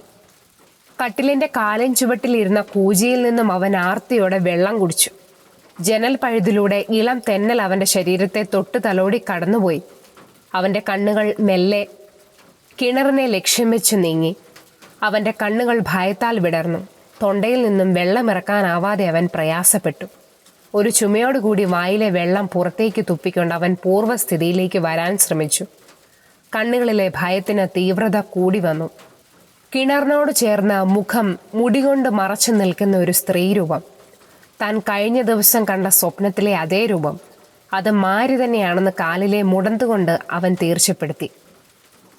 ആ രൂപം നടന്ന് പറമ്പിൻ്റെ മധ്യത്തിലെത്തി നിന്നു. അഭിയുടെ വീടിനെ അല്പനേരം വീക്ഷിച്ച ശേഷം അത് ഇടതുവശത്തേക്ക് തിരിഞ്ഞു നടന്നു. അഭി പതിയെ കട്ടിലിൽ നിന്നും എഴുന്നേറ്റ് പുറത്തേക്ക് നടന്നു. പുറത്തേക്ക് ഇറങ്ങുന്നതിന് മുമ്പ് രാവിലെ പാണ്ഡ്യ കൊടുത്ത ടോർച്ച് എടുക്കാനും അവൻ മറന്നില്ല. ഇടനെഞ്ചിൽ ഭയവും പേറി അവൻ അവളെ പിന്തുടർന്നു. ഇരുളിലൂടെ അവൾ കാടിനുള്ളിലേക്ക് പ്രവേശിച്ചു. ഉള്ളിൽ ഭയം നിറഞ്ഞിട്ട് മനസ്സ് അവളുടെ പിന്നാലെ പോകാൻ പ്രേരിപ്പിച്ചുകൊണ്ടിരുന്നു. കാടിൻ്റെ മധ്യത്തിലെത്തിയപ്പോൾ അവൾ നിന്നു. ചങ്കിടിപ്പോടെ അവൻ അവളുടെ ഓരോ ചലനവും വീക്ഷിച്ചു. അവളുടെ ശിരസ് പതിയെ വലത്തോട്ട് തിരിഞ്ഞു. അഭിയുടെ കണ്ഠനാളങ്ങൾ ഉമിനീരിറക്കുവാൻ പ്രയാസപ്പെട്ടു. ഒന്ന് കണ്ണടച്ച് തുറന്നത് മാത്രമേ അവൻ ഓർമ്മയുള്ളൂ. മുന്നിലുണ്ടായിരുന്ന സ്ത്രീരൂപം അപ്രത്യക്ഷമായിരിക്കുന്നു. അവൻ ടോർച്ച് ഉപയോഗിച്ച് കാടിൻ്റെ നാനാഭാഗത്തും അവളെ തിരഞ്ഞു. ഇല്ല, അവളെ കാണുന്നില്ല. ഇതൊക്കെ അവൻ്റെ തോന്നലാണെന്ന് അവൻ സംശയിച്ചു. പിന്തിരിഞ്ഞു നടക്കാൻ ഭാവിച്ചപ്പോഴാണ് ഒരു ഞരക്കം അവൻ്റെ കാതുകളിലെത്തിയത്. ചുറ്റും ഇരുട്ടാണ്, നിലാവിൻ്റെ നേരിയ പ്രകാശം മാത്രം. അവൻ ടോർച്ച് ശബ്ദം കേട്ട ദിക്കിലേക്ക് തെളിയിച്ചു. സാമാന്യം വലുപ്പമുള്ള ഒരു മരമായിരുന്നു അത്. അതിൻ്റെ കീഴ്ഭാഗം വള്ളിപ്പടർപ്പുകൾ കൊണ്ട് മൂടിയിരിക്കുന്നു. അവിടെ നിന്നാണ് ശബ്ദം കേൾക്കുന്നത്. അവൻ മെല്ലെ മരത്തിനടുത്തേക്ക് നടന്നു. ടോർച്ച് ആ ഭാഗത്തേക്ക് തെളിച്ച് സൂക്ഷ്മതയോടുകൂടി വള്ളിപ്പടർപ്പിനുള്ളിലേക്ക് നോക്കി. ഒരു ചെവിയിൽ തൂങ്ങിയാടുന്ന സ്വർണ്ണക്കമ്മൽ വള്ളികൾക്കിടയിൽ അഭി കണ്ടു. വള്ളിപ്പടർപ്പുകളെ മെല്ലെ വകഞ്ഞു മാറ്റി. ശോഭയെ വിതുമ്പിക്കൊണ്ട് അവൻ ശോഭയെ അതിൽ നിന്നും പുറത്തെടുത്തു. അവളുടെ കൈകാലുകൾ വള്ളി കൊണ്ട് കെട്ടിവെച്ചിരുന്നു. അബോധാവസ്ഥയിൽ അവൾ എന്തൊക്കെയോ പറയാൻ ശ്രമിക്കുന്നുണ്ട്. കൈകാലുകളിലെ കെട്ടുകൾ അഴിച്ച് അഭി ശോഭയെ വാരിയെടുത്തു. വീട്ടിലേക്ക് ഓടുന്നതിനിടയിലും അവൻ അവളെ ഉണർത്താൻ ശ്രമിച്ചുകൊണ്ടിരുന്നു. വീടിനകത്തെ കട്ടിലിൽ കിടത്തി റാന്തലിൻ്റെ പ്രകാശം കൂടുതൽ തെളിമയുള്ളതാക്കി. അവളുടെ മുഖത്തും ശരീരത്തിലും പറ്റിപ്പിടിച്ചിരുന്ന മണൽ തരികൾ അഭി തുടച്ചു മാറ്റി. അവളുടെ വസ്ത്രങ്ങൾ ആകെ അലങ്കോലമായിരുന്നു. കൂജയിലെ വെള്ളം അവളുടെ മുഖത്തേക്ക് കുടഞ്ഞൊഴിച്ചു. അവൾ ഉണരുന്നില്ല. അവളുടെ കവിളുകളിൽ പിടിച്ചവൻ കുലുക്കി വിളിച്ചു. അവൾ ഉണർന്നില്ല. പിൻകഴുത്തിൽ നിന്നും പടർന്ന ചോരക്കറ കണ്ട് അവൻ അവളുടെ തലയുടെ മറുവശം പരിശോധിച്ചു. പിൻകഴുത്തിന് മുകളിലായി ഒരു മുറിവുണ്ട്. രക്തം അധികം വാർന്നിട്ടില്ല. പിന്നീടൊന്നും ചിന്തിച്ചു നിൽക്കാതെ അവൻ പാണ്ഡ്യയുടെ വീട്ടിലേക്ക് ഓടി. അഭിയുടെ പരാക്രമം പിടിച്ചുള്ള നിൽപ്പ് കണ്ട് പാണ്ഡ്യയും ഭാര്യ കുയിലും ഭയന്നു. എന്താ സാറേ ഈ അസമയത്ത്? പാണ്ഡ്യ, ശോഭ അവിടെ, പെട്ടെന്ന് ഒരു ഡോക്ടറെ വിളിക്കണം. കിതച്ചുകൊണ്ടാണ് അഭി പറഞ്ഞു നിർത്തിയത്. സാർ എന്തൊക്കെയായി പറയണേ? ഈ സമയത്ത് ഞാൻ എവിടുന്ന് ഡോക്ടറെ കൊണ്ടുവരാനാ? ശോഭയെ കിട്ടി, അവളുടെ തല മുറിഞ്ഞിട്ടുണ്ട്. നീ എന്തെങ്കിലും ഒന്ന് ചെയ്യ. സാർ ഇപ്പം വീട്ടിലോട്ട് പോയിക്കോ, ഞാൻ പാട്ടിയുമായി വരാം. അഭി വീട്ടിലെത്തി കുറച്ചു കഴിഞ്ഞതും പാണ്ഡ്യ ഒരു കിളവിയുമായി വന്നു. കിളവി തൻ്റെ മടിക്കുത്തിൽ തൂക്കിയിട്ടിരുന്ന ഒരു കിഴിയിൽ നിന്നും കുറച്ച് പച്ചമരുന്നുകൾ എടുത്ത് ശോഭയുടെ മുറിവിൽ വെച്ചു. പിന്നീട് ഒരു ചെറിയ മരക്കഷ്ണം കൊണ്ട് അവളുടെ മൂക്കിൽ ഉരച്ചു. ഞൊടിയിടയിൽ ശോഭ കണ്ണു തുറന്നു. ശോഭേ, അഭി അവളുടെ അടുത്ത് ചെന്നിരുന്നു. അഭി, ഞാനിത് എവിടെയാ? നീ പേടിക്കണ്ട, നീ എൻ്റെ വീട്ടിലാ. വീട്ടിലേക്ക് പോയ നീ എങ്ങനെയാ കാട്ടിലെത്തിയത്? എനിക്കൊന്നും ഓർമ്മയില്ല അഭി. ഞാൻ വീട്ടിലെത്തിയതാ. അപ്പോഴാ നിനക്ക് വേണ്ടി പ്രത്യേകം പൂജിച്ചു വാങ്ങിയ രക്ഷയുടെ കാര്യം ഓർത്തത്. അത് തരാനാ ഞാൻ ഇവിടെ വന്നതും. പക്ഷേ യാദൃശ്ചികമായി നടന്ന ചില കാര്യങ്ങൾ കൊണ്ട് ഞാനത് മറന്നു. അത് തരാൻ ഞാൻ മടങ്ങി വന്നതാ. പക്ഷെ ആ കിണറിൻ്റെ അടുത്തെത്തിയപ്പോൾ എന്തോ എൻ്റെ തലയിൽ വന്നടിച്ചു. പിന്നെ ഒന്നും എനിക്ക് ഓർമ്മയില്ല അഭി. ശോഭയുടെ വാക്കുകൾ അഭിയെ ചിന്തയിലാഴ്ത്തി. റാം എവിടെ അഭി? റാം വീട്ടിലുണ്ട്. രാവിലെ നമുക്ക് വീട്ടിലോട്ട് പോകാം. ഇപ്പോൾ നീ ഉറങ്ങിക്കോ. അഭി പുറത്തേക്ക് നടന്നു. വിജനമായ ആ കിണർക്കരയെ നോക്കി ചിന്തയിലാണ്ടു. ഞാൻ പറഞ്ഞില്ലേ സാറേ, അത് അവളുടെ പണിയാ, മാരിയുടെ.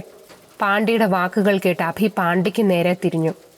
അല്ല പാണ്ഡി, ഇതൊരു പ്രേതാത്മാവ് ചെയ്തതല്ല. ഇതിന് പിന്നിൽ ഒരു മനുഷ്യന്റെ കൈകളാണ്. അതും ഈ ഗ്രാമത്തിലുള്ള ഒരാൾ. മനുഷ്യനോ?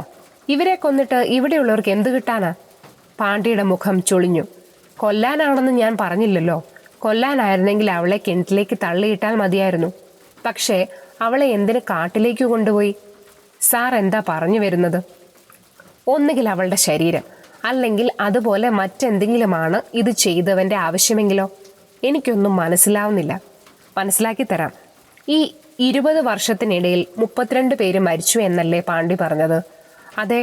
അത് ആരൊക്കെയാണെന്നറിയാമോ? അതിപ്പോ പേരും നാളുമൊന്നും പറയണ്ട. സ്ത്രീകൾ എത്ര, പുരുഷന്മാരെത്ര? 3 ആണുങ്ങളും 29 സ്ത്രീകളും. ഈ സ്ത്രീകൾക്ക് എത്ര പ്രായം കാണും? 40 വയസ്സിന് മുകളിലുള്ള സ്ത്രീകളുണ്ടോ? ഒരു 60 വയസ്സുള്ള സ്ത്രീകളാ 2 പേര്. മറ്റുള്ളവർക്ക് ഒരു 18-നും 39-നും ഇടയിലെ പ്രായം കാണും. എന്താ സാറേ? യെസ് പാണ്ഡി, എൻ്റെ ഊഹം ശരിയാണെങ്കിൽ നിങ്ങൾ പേടിക്കേണ്ടത് മുടന്തിയായ മാരിയെ അല്ല. അവളേക്കാൾ പൈശാചികനായ ഒരുവൻ ഈ ഗ്രാമത്തിലുണ്ട്. ആര്? എന്തിനാ അവൻ ഇങ്ങനെയൊക്കെ ചെയ്യുന്നേ? കണ്ടുപിടിക്കണം. നിനക്ക് എൻ്റെ കൂടെ നിൽക്കാൻ പറ്റുമോ? സാറ് പറഞ്ഞതുപോലെ ഇതിന് പിന്നിൽ ഒരു മനുഷ്യനാണെങ്കിൽ അതാരാണെന്ന് എനിക്കും അറിയണം. ഞാനുണ്ട് സാറേ സാറിൻ്റെ കൂടെ. നീ ഇപ്പം പൊയ്ക്കോ, നമുക്ക് രാവിലെ സംസാരിക്കാം. എന്തേലും ആവശ്യമുണ്ടെങ്കിൽ വിളിക്കാൻ മടിക്കണ്ട. പിന്നെ ഈ കാര്യം നമ്മളല്ലാതെ വേറെ ആരും അറിയണ്ട. ശരി സാർ. പാണ്ഡി കിളവിയുമായി പിൻവശത്തേക്ക് നടന്നു. നേരം പുലർന്ന ഉടൻ അഭി ശോഭയുമായി അവളുടെ വീട്ടിലേക്ക് പോയി. ശോഭയെ കണ്ടതും റാം സന്തോഷവാനായി. എന്തു പറ്റി നിന്റെ തലയ്ക്ക്? റാമിൻ്റെ ചോദ്യത്തിന് അഭിയാണ് മറുപടി പറഞ്ഞത്. വേണ്ട റാം, ഇപ്പോൾ അവളോടൊന്നും ചോദിക്കണ്ട. അവളൊന്ന് വിശ്രമിക്കട്ടെ. എന്തു പറ്റി അഭി എൻ്റെ ശോഭയ്ക്ക്? അവൾ എവിടെയായിരുന്നു? ഞാൻ പറയാം റാം, നീ ക്ഷമയോടെ കേൾക്കണം. നീ കാര്യം പറ അഭി. നടന്ന സംഭവങ്ങൾ അഭി റാമിനോട് പറഞ്ഞു. ഭാഗ്യം കൊണ്ട് മാത്രമാണ് അവളെ നമുക്ക് തിരിച്ചു കിട്ടിയത്. അല്ലായിരുന്നെങ്കിൽ 2 ദിവസം കഴിയുമ്പോൾ മാരുപുരത്തെ കിണറിൽ കാണാമായിരുന്നു അവളുടെ ജഡം. അഭി, ഞാൻ നിന്നോട് പറഞ്ഞതല്ലേ അത് അപകടം പിടിച്ച സ്ഥലമാണെന്ന്. നീ വിചാരിക്കും പോലെ മാരിയല്ല അവിടുത്തെ ശാപം. പിന്നെ? റാമിൻ്റെ കണ്ണിൽ ആകാംക്ഷ വിടർന്നു. മാരിയുടെ പേരിൽ കുറ്റകൃത്യം ചെയ്യുന്ന അവൻ ആ ഗ്രാമത്തിൽ തന്നെ ഉണ്ട്. അതാരാ? കണ്ടുപിടിക്കണം. പാണ്ഡ്യയെ പോലും സംശയിക്കേണ്ടിയിരിക്കുന്നു. വേണ്ട അഭി, നമുക്ക് പറഞ്ഞിട്ടുള്ള പണിയല്ലിത്. എനിക്കറിയാം റാം. പക്ഷേ ഒരു ഗ്രാമത്തെ മുഴുവൻ 20 വർഷമായി പറ്റിക്കുന്ന അവൻ ആരാണെന്ന് എനിക്കറിയണം. ഇതെൻ്റെ വാശിയാണ്. അഭി, ഞാൻ നിന്നെ തടയുന്നില്ല. പക്ഷേ സൂക്ഷിക്കണം. എന്ത് സഹായവും എന്നിൽ നിന്ന് പ്രതീക്ഷിക്കാം. വേണ്ട റാം, ഇനി നീയോ ശോഭയോ എന്നെ കാണാൻ അവിടെ വരരുത്. നിങ്ങളെ കാണണമെന്ന് തോന്നുമ്പോൾ ഞാൻ ഇങ്ങോട്ട് വന്നോളാം. റാം ഒന്നും മിണ്ടാതെ തല കുനിച്ചു നിന്നു. റാം, നിനക്ക് തമിഴ് അറിയുമോ? കുറച്ചൊക്കെ അറിയാം. എന്താടാ? എന്നെ ഇഷ്ടമാണെങ്കിൽ രാത്രി വീടിന് പുറകിൽ വരണമെന്ന് തമിഴിൽ എങ്ങനെയാ പറയുക? കുറച്ചു നേരം റാം വായും പൊളിച്ച് അന്താളിച്ചു നിന്നു. അതിനുശേഷം ഒരു കടലാസിൽ എഴുതി കൊടുത്തു. അഭി ഒരു കാമുകന്റെ ശൃംഗാരഭാവം പ്രകടിപ്പിച്ചുകൊണ്ട് ഒറ്റക്കണ്ണിറക്കി കാണിച്ചു. അഭിയുടെ ഭാവത്തിൽ നിന്ന് തന്നെ റാമിന് കാര്യം മനസ്സിലായി. ദുഃഖം മാറി ഇരുവരിലും സന്തോഷം നിറഞ്ഞു. ശോഭയോടും റാമിനോടും യാത്ര പറഞ്ഞ് അഭി മാരിപുരത്തേക്ക് തിരിച്ചു. കിണറ്റിൻകരയിൽ നിന്ന് തന്നെ കാവേരി തൻ്റെ വീടിന് മുന്നിൽ നിന്ന് പരുങ്ങുന്നത് അഭി കണ്ടു. അവൾ കാണാതിരിക്കാൻ പറമ്പിൻ്റെ ഇടതുവശത്തുള്ള കാട്ടിലൂടെയാണ് അവൻ വീട്ടിലേക്ക് നടന്നത്. അവൾ ഒരു പൂച്ചയെപ്പോലെ ചുറ്റുവട്ടത്തൊക്കെ നോക്കി പതിയെ ജനലരികിലേക്ക് നടന്നു. പതിയെ അതിനുള്ളിലേക്ക് നോക്കുമ്പോഴേക്കും അഭി അവളുടെ തൊട്ടു പിന്നിലെത്തിയിരുന്നു. അഭിയും അവളെ പോലെ അകത്തേക്ക് നോക്കി. നീ ഇതെന്താ നോക്കണേ? പെട്ടെന്ന് അഭിയുടെ ശബ്ദം കേട്ട് അവൾ ഞെട്ടിത്തിരിഞ്ഞു. അഭിയെ കണ്ടതും അവളുടെ കണ്ണുകളിൽ നാണവും ചമ്മലും മാറി മാറി കാണപ്പെട്ടു. അവൾ പിന്തിരിഞ്ഞ് ഓടാൻ തുടങ്ങിയതും അഭി അവളുടെ കൈകൾ പിടിച്ചു വലിച്ചു ചേർത്ത് നിർത്തി. 2 പേരും കണ്ണുകളിൽ തന്നെ നോക്കി നിന്നു. നിന്റെ തലവേദന പോയോ? ഒരു ഡോസ് മരുന്ന് കൂടി തരട്ടെ? വിടുങ്ക, എനക്ക് പോണം. അവൾ അവനിൽ നിന്നും അകലാൻ ശ്രമിച്ചു. അവൻ അവളുടെ കൈകളിലെ പിടി മുറുക്കി. നിക്കടി അവിടെ, ഞാൻ നിന്നെ ഒന്ന് കണ്ണു നിറച്ച് കാണട്ടെ. അവൾ തല കുനിച്ചു നിന്നു. ഡി കാവേരി. തല കുനിച്ചുകൊണ്ട് തന്നെ അവളുടെ കണ്ണുകൾ ഉയർത്തിക്കൊണ്ട് അവനെ നോക്കി. പോക്കറ്റിൽ നിന്നും റാം എഴുതി കൊടുത്ത കടലാസ് കഷ്ണം തുറന്നവൻ വായിച്ചു. ഉനക്കെന്നെ പിടിച്ചിരുന്നാൽ ഇന്നേക്ക് രാത്രി വീട്ടുക്ക് പിന്നാലെ വാ. അവൻ അവളെ സ്വതന്ത്രയാക്കിയതും അവൾ ഓടി. ഞാൻ പറഞ്ഞത് മറക്കണ്ട, അഭി പിന്നിൽ നിന്നും വിളിച്ചു പറഞ്ഞു. ചെറു പുഞ്ചിരി തൂകി അവൻ വീടിനകത്തേക്ക് കയറി. കുറച്ചു കഴിഞ്ഞപ്പോൾ പാണ്ടി വന്നു. ആ പാണ്ടി, നീ ഒരു കാര്യം ചെയ്യണം.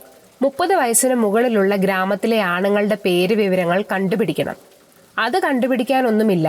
ആകെ 40 പേരെ ഈ ഗ്രാമത്തിലുള്ളൂ. അതിൽ കൂടുതലും പെണ്ണുങ്ങളും കുട്ടികളുമാണ്. 10-11 ആണുങ്ങളുണ്ടാകും. ഇപ്പോ അവരൊക്കെ ഇവിടെ കാണുമോ? ഉണ്ടാകും സാർ. എല്ലാവരും തൊട്ടടുത്തുള്ള ഒരു ഫാക്ടറിയിലാണ് ജോലി ചെയ്യുന്നത്. 2 ദിവസമായിട്ട് എന്തോ സമരം നടക്കുക. എല്ലാവരും വീട്ടിലുണ്ടാവും സാർ. എങ്കിൽ നീ വാ, ഒരു പണിയുണ്ട്. അഭി ക്യാമറയും കയ്യിലെടുത്ത് പാണ്ടിയുടെ തോളിൽ കൈയിട്ടുകൊണ്ട് വീടുകളുടെ മധ്യത്തിലേക്ക് നടന്നു. അവിടെയാണ് കാളിയുടെ പ്രതിമയുള്ളത്.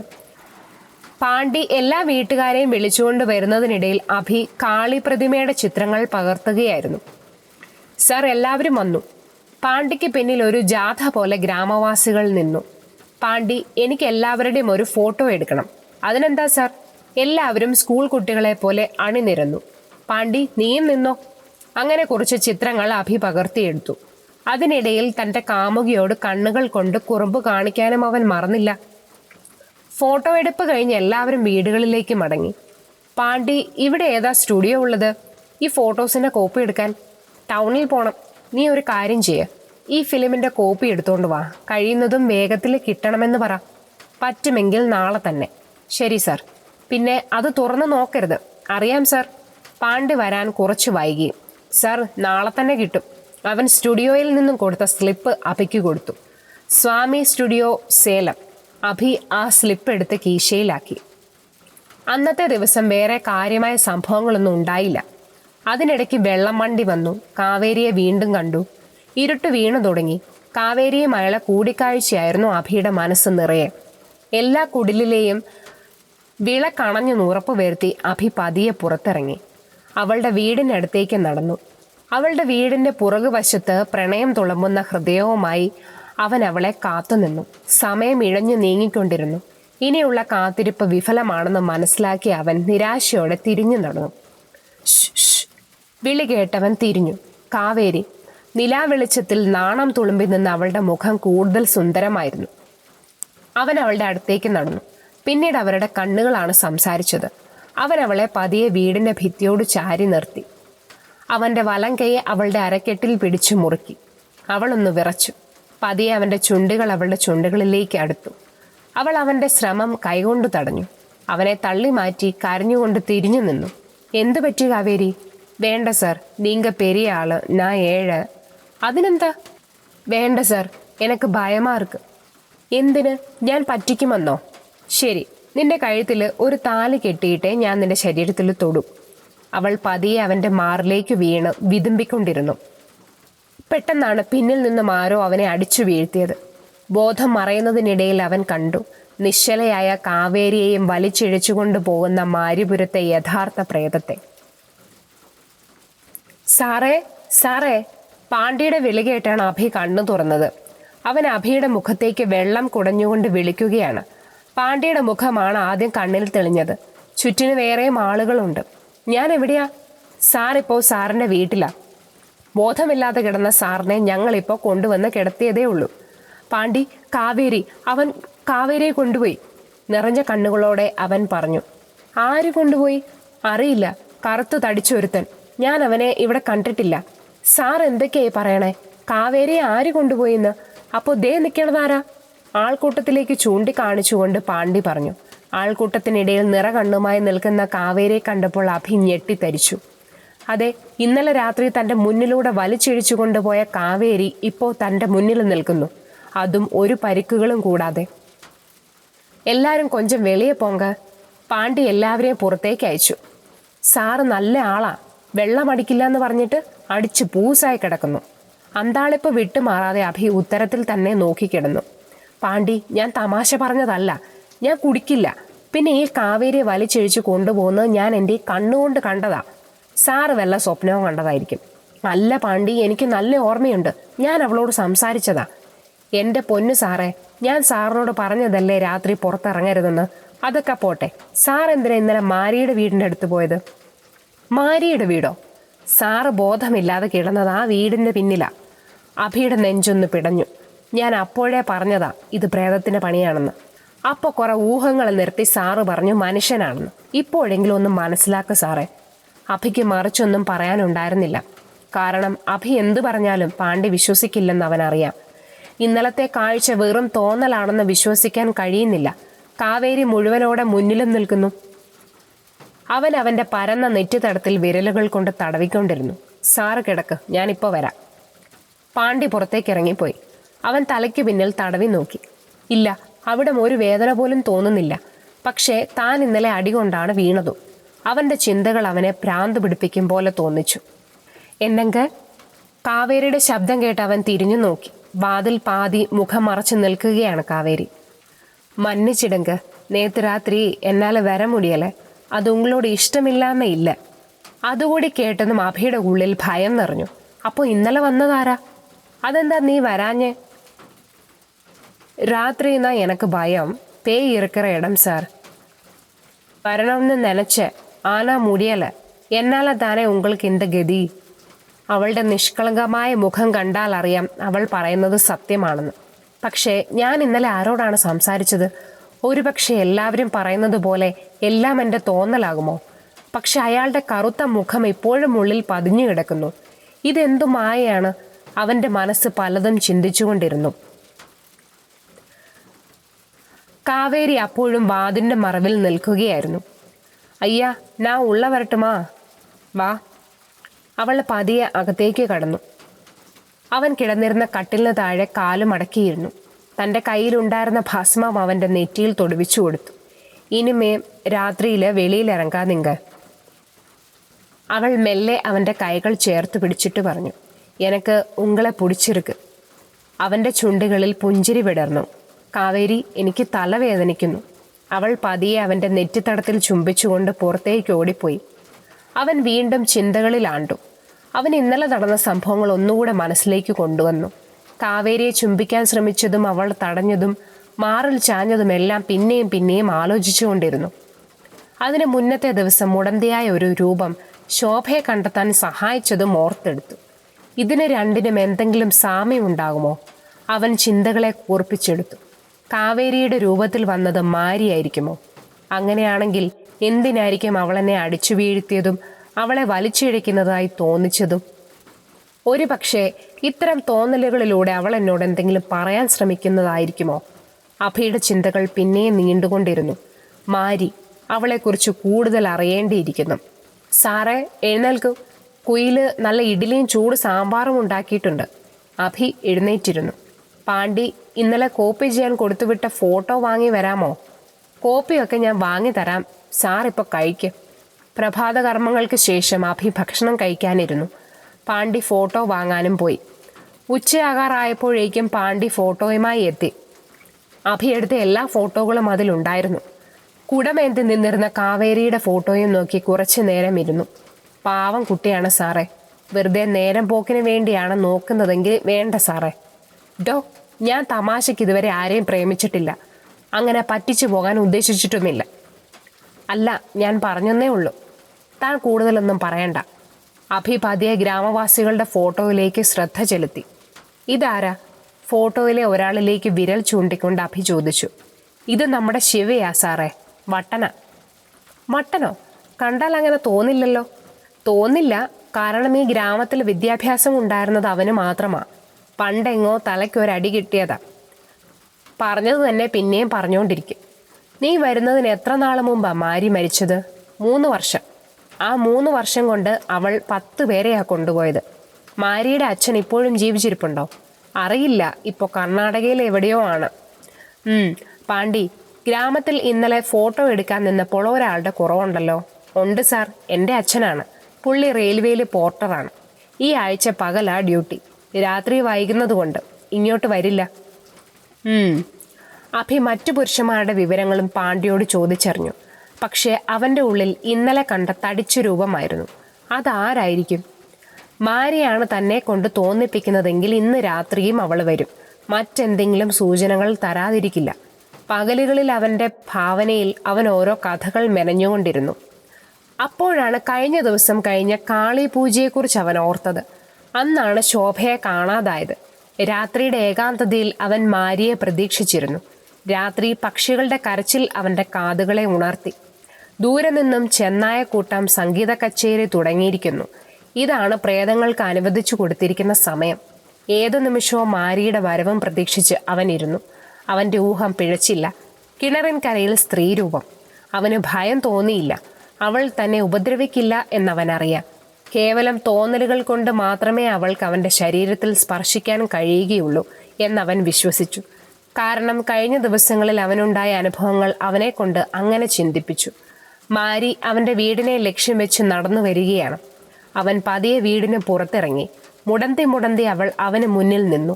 കാറ്റിൽ അവളുടെ മുടിയിഴകൾ പാറിക്കളിച്ചിരുന്നു. അവളുടെ സുന്ദരമായ വെളുത്ത മുഖം നിലാവിനേക്കാൾ ശോഭയോടെ തോന്നിപ്പിച്ചു. അവളുടെ മുഖത്ത് പകയായിരുന്നില്ല. ജീവിച്ചു കൊതി തീരാത്ത ഒരു മനുഷ്യന്റെ നിസ്സഹായാവസ്ഥ മാത്രമായിരുന്നു. അവൾ പതിയെ ഗ്രാമത്തിനുള്ളിലേക്ക് നടന്നു. അവളെ പിന്തുടർന്ന് അഭിയും. 2-3 വീടുകൾ പിന്നിട്ടതും അവൾ നിന്നു. റാന്തൽ പ്രകാശം പടർന്നു നിന്ന ഒരു കുടിലിലേക്ക് നോക്കി അങ്ങനെ നിന്നു. അവളുടെ കണ്ണുകൾ നിറയുന്നത് പോലെ അഭിക്ക് തോന്നി. അവൻ പതിയെ ആ കുടിലിന്റെ ജനാലയ്ക്കുള്ളിലൂടെ അകത്തേക്ക് നോക്കി. റാന്തൽ വെളിച്ചത്തിൽ ഒറ്റയ്ക്കിരുന്ന് സംസാരിക്കുകയാണ് ശിവ. പാണ്ഡി പറഞ്ഞ അതേ വട്ടൻ. അവൻ ഇടയ്ക്കിടെ മാരിയുടെ പേര് പറയുന്നുണ്ട്. അഭി മാരിയെ തിരിഞ്ഞു നോക്കി. അവൾ കരയുകയാണ്. തൻ്റെ വിശ്വാസങ്ങൾ തെറ്റിയില്ലെന്ന് അവൻ ഉറപ്പിച്ചു. ശിവ മാരിയുടെ കാമുകനാണ്. അവളുടെ മരണമായിരിക്കും ഒരു നേർക്കാഴ്ച പോലെ ഇന്നലെ തനിക്ക് കാണിച്ചു തന്നിരിക്കുക. അപ്പോൾ മാരി ആത്മഹത്യ ചെയ്തതല്ല, കൊന്നതാണ്. മാരി പതിയെ ഇരുളിൽ മറഞ്ഞു. അപ്പോൾ പാണ്ഡി പറഞ്ഞതൊക്കെ നുണയാണ്, അല്ലെങ്കിൽ അവർ അങ്ങനെയാണ് ധരിച്ചിരിക്കുന്നത്. അപ്പോൾ ഇതുവരെ കണ്ടതും കേട്ടതും വെറും പുറമോടി മാത്രമാണ്. ഇനിയാണ് കഥ, പംഗ്യയുടെ കഥ, മരിച്ചവളുടെ കഥ. ചിന്തകൾ തിങ്ങിയ മനസ്സുമായാണ് അഭി വീട്ടിലെത്തിയത്. കട്ടിലിൽ കിടന്നുകൊണ്ട് അവൻ മാരിയുടെയും ശിവയുടെയും ജീവിതത്തിലുണ്ടായ ദുരന്തത്തെക്കുറിച്ച് ഓർക്കുകയായിരുന്നു. ആരായിരിക്കും ആ കറുത്തു തടിച്ച മനുഷ്യൻ? എന്തിനായിരിക്കും അവൻ മാരിയെ കൊന്നത്? ഇനി ഈ ഗ്രാമത്തിൽ ഞാൻ കാണാത്ത ഒരേ ഒരാൾ പാണ്ഡ്യയുടെ അച്ഛനാണ്. ഇനി അയാളാണോ മാരിയുടെ ഘാതകൻ? ശോഭയെ തട്ടിക്കൊണ്ടു പോയതും അവനായിരിക്കും. ആരായിരുന്നാലും കഴിഞ്ഞ ദിവസം നടന്ന കാളി പൂജയ്ക്ക് അവനും ഇവിടെ ഉണ്ടായിരുന്നിരിക്കണം. മാരി, നീ എന്തിനാണ് എന്നെ കൊണ്ട് ഇങ്ങനെയെല്ലാം തോന്നിപ്പിക്കുന്നത്? അതിനു പിന്നിൽ നിനക്കൊരു ലക്ഷ്യമുണ്ടാകുമെന്ന് ഞാൻ വിചാരിക്കുന്നു. നിനക്കും ശിവയ്ക്കും പിന്നെ നിന്റെ കൊലയാളിക്കും മാത്രമേ സത്യം എന്താണെന്നറിയൂ. നിന്റെ കഥ നിന്നേക്കാൾ മനോഹരമായി മറ്റാർക്കും പറയാനാവില്ല. നിന്റെ ജീവിതത്തിൽ സംഭവിച്ചത് എന്താണെന്ന് നീ തന്നെ എന്നിൽ തോന്നിപ്പിക്കുമെന്ന് ഞാൻ വിശ്വസിക്കുന്നു. അവൻ്റെ ചിന്തകൾ അന്തമില്ലാതെ സഞ്ചരിച്ചുകൊണ്ടിരുന്നു. നിദ്രാദേവി അവനെ സ്വപ്നങ്ങളുടെ പറുദീസയിലേക്ക് തള്ളിവിട്ടു. ഇരുൾ നിറഞ്ഞ ഒരു കാട്ടിലൂടെ നടക്കുകയാണ് അഭി. ചീവീടുകളുടെയും കുറുനരികളുടെയും ശബ്ദം മാത്രം. ഇടയ്ക്ക് തഴുകാനെത്തുന്ന കാറ്റിൻ്റെ പതിഞ്ഞ ശബ്ദവും. കാനന മധ്യേ ഇലകളില്ലാത്ത ഒരു വൃക്ഷക്കൊമ്പിലിരുന്ന് കുറുകുന്ന ഒരു വെള്ളിമൂങ്ങ. ആ മരച്ചുവട്ടിൽ ആരെയോ പ്രതീക്ഷിച്ചിരിക്കുകയാണ് ഒരു യുവതി. അത് മാരിയാണ്. വരൂ അഭി, ഇത് നിന്റെ സ്വപ്നം മാത്രമല്ല, എൻ്റെ ജീവിതം കൂടിയാണ്. വെറും തോന്നലുകളിലൂടെ മാത്രമേ എനിക്ക് നിന്നോട് സംസാരിക്കാൻ കഴിയൂ. കാരണം ഞാനൊരാത്മാവ് മാത്രമാണ്. എനിക്ക് മനുഷ്യരെ ഉപദ്രവിക്കാനോ അവരോട് പകയോടെ പെരുമാറാനോ അവകാശമില്ല. അവർക്ക് എന്നെ കാണാൻ പോലും കഴിയില്ല. ഇപ്പോൾ നീ ചിന്തിക്കുന്നുണ്ടാകും നിനക്കിതെല്ലാം എങ്ങനെ സാധിക്കുന്നു എന്ന്. അതിന് കാരണം നീ തന്നെയാണ്. നീ എന്നെ അറിയാൻ ശ്രമിച്ചുകൊണ്ടിരുന്നു. നിന്റെ ചിന്തകളുടെ അതിർവരമ്പുകൾ കടന്ന് നീ നിന്നിലേക്കുള്ള എൻ്റെ പാത കൂടുതൽ സുഗമമാക്കി. നിനക്ക് എന്നെ സഹായിക്കാൻ പറ്റുമെന്ന് ഞാൻ വിശ്വസിക്കുന്നു. മാരിപുരം മീനാറായിരുന്ന കാലം. അന്ന് എനിക്ക് 13 വയസ്സ് മാത്രം പ്രായം. അനാഥർക്ക് ദൈവം കൂടെ ഉണ്ടാകുമല്ലോ അല്ലേ? എൻ്റെ ദൈവം എൻ്റെ പാട്ടി ചെല്ലമ്മയായിരുന്നു. ഈ നാട്ടിലുള്ളവർ മുഴുവൻ എന്നെ ഒരു ദുശകനം പോലെ അകറ്റി നിർത്തിയപ്പോൾ അവരേ ഉണ്ടായിരുന്നുള്ളൂ. പിന്നെ എൻ്റെ ശിവയും. ഞങ്ങൾ 4-ാം തരം വരെ ഒന്നിച്ചാണ് പഠിച്ചത്. എൻ്റെ പാട്ടിക്ക് വയ്യാതെ വന്നപ്പോൾ എൻ്റെ പഠിപ്പും നിന്നു. നാട്ടിലേതെങ്കിലും ഒരു പെൺകുട്ടി വയസ്സറിയിച്ചാൽ ആഘോഷമായിരിക്കും. എൻ്റെ കാര്യത്തിൽ അങ്ങനെ ഒന്നും ഉണ്ടായിരുന്നില്ല. വീടിൻ്റെ 4 ചുവരുകൾക്കുള്ളിൽ ആർത്തവത്തിൻ്റെ ആദ്യ ദിനങ്ങൾ ഞാൻ കണ്ണീരോടെ കഴിച്ചുകൂട്ടി. ആകെ ഉണ്ടായിരുന്ന സന്തോഷം ശിവയാണ്. അവൻ ആരും കാണാതെ ജനൽ പഴുതിലൂടെ എന്നെ വന്ന് കാണും. കീശ നിറയെ പുളിയും പേരയ്ക്കയുമായി ജനലരികിൽ നിൽക്കുമ്പോൾ എൻ്റെ സങ്കടങ്ങളെല്ലാം ഞാൻ മറക്കും. പലപ്പോഴും നാട്ടുകാരുടെ കുത്തുവാക്കുകൾ കേട്ട് തലകുനിച്ച് നടന്നവളാണ് ഞാൻ. എൻ്റെ അമ്മയ്ക്ക് നേരല്ലാത്ത രീതിയിലാണത്രേ ഞാൻ ജനിച്ചത്. അതുകൊണ്ടാണത്രേ എൻ്റെ കാലിന് ഈ വൈകല്യം സംഭവിച്ചത്. പ്രായത്തേക്കാൾ കൂടുതലുള്ള ശരീര വളർച്ച തന്നെയായിരുന്നു എൻ്റെ ശാപവും. മനക്കരുത്തുകൊണ്ട് ഞാൻ പലതും മറികടന്നു. അന്ന് കാളീപൂജ നടക്കുന്ന ഒരു രാത്രിയിലാണ് ശിവ അവൻ്റെ പ്രണയം എന്നോട് പങ്കുവച്ചത്. നഷ്ടമായ സന്തോഷങ്ങളെല്ലാം തിരിച്ചു കിട്ടിയ അവസ്ഥയിലായിരുന്നു ഞാൻ. പിന്നീട് ഞാൻ കരഞ്ഞിട്ടില്ല. എന്നെ കരയിക്കാൻ അവൻ അനുവദിച്ചിട്ടില്ല. 3 വർഷം സങ്കടമെന്തെന്നറിയാതെ ഞാൻ ജീവിച്ചു. എൻ്റെ 16-ാം വയസ്സിൽ എൻ്റെ പാട്ടി വസൂരി വന്നു മരിച്ചു. അതോടെ ഞാൻ ആകെ തളർന്നു. പിന്നെ രാത്രികാലങ്ങളിൽ വാതിലിൽ മുട്ടലുകൾ, ഭീഷണികൾ എല്ലാം കൊണ്ടും ഞാൻ ആകെ തളർന്നു. ശിവയുടെ സാമീപ്യം എപ്പോഴും കൂടെ വേണമെന്ന് ഞാൻ ആഗ്രഹിച്ചു.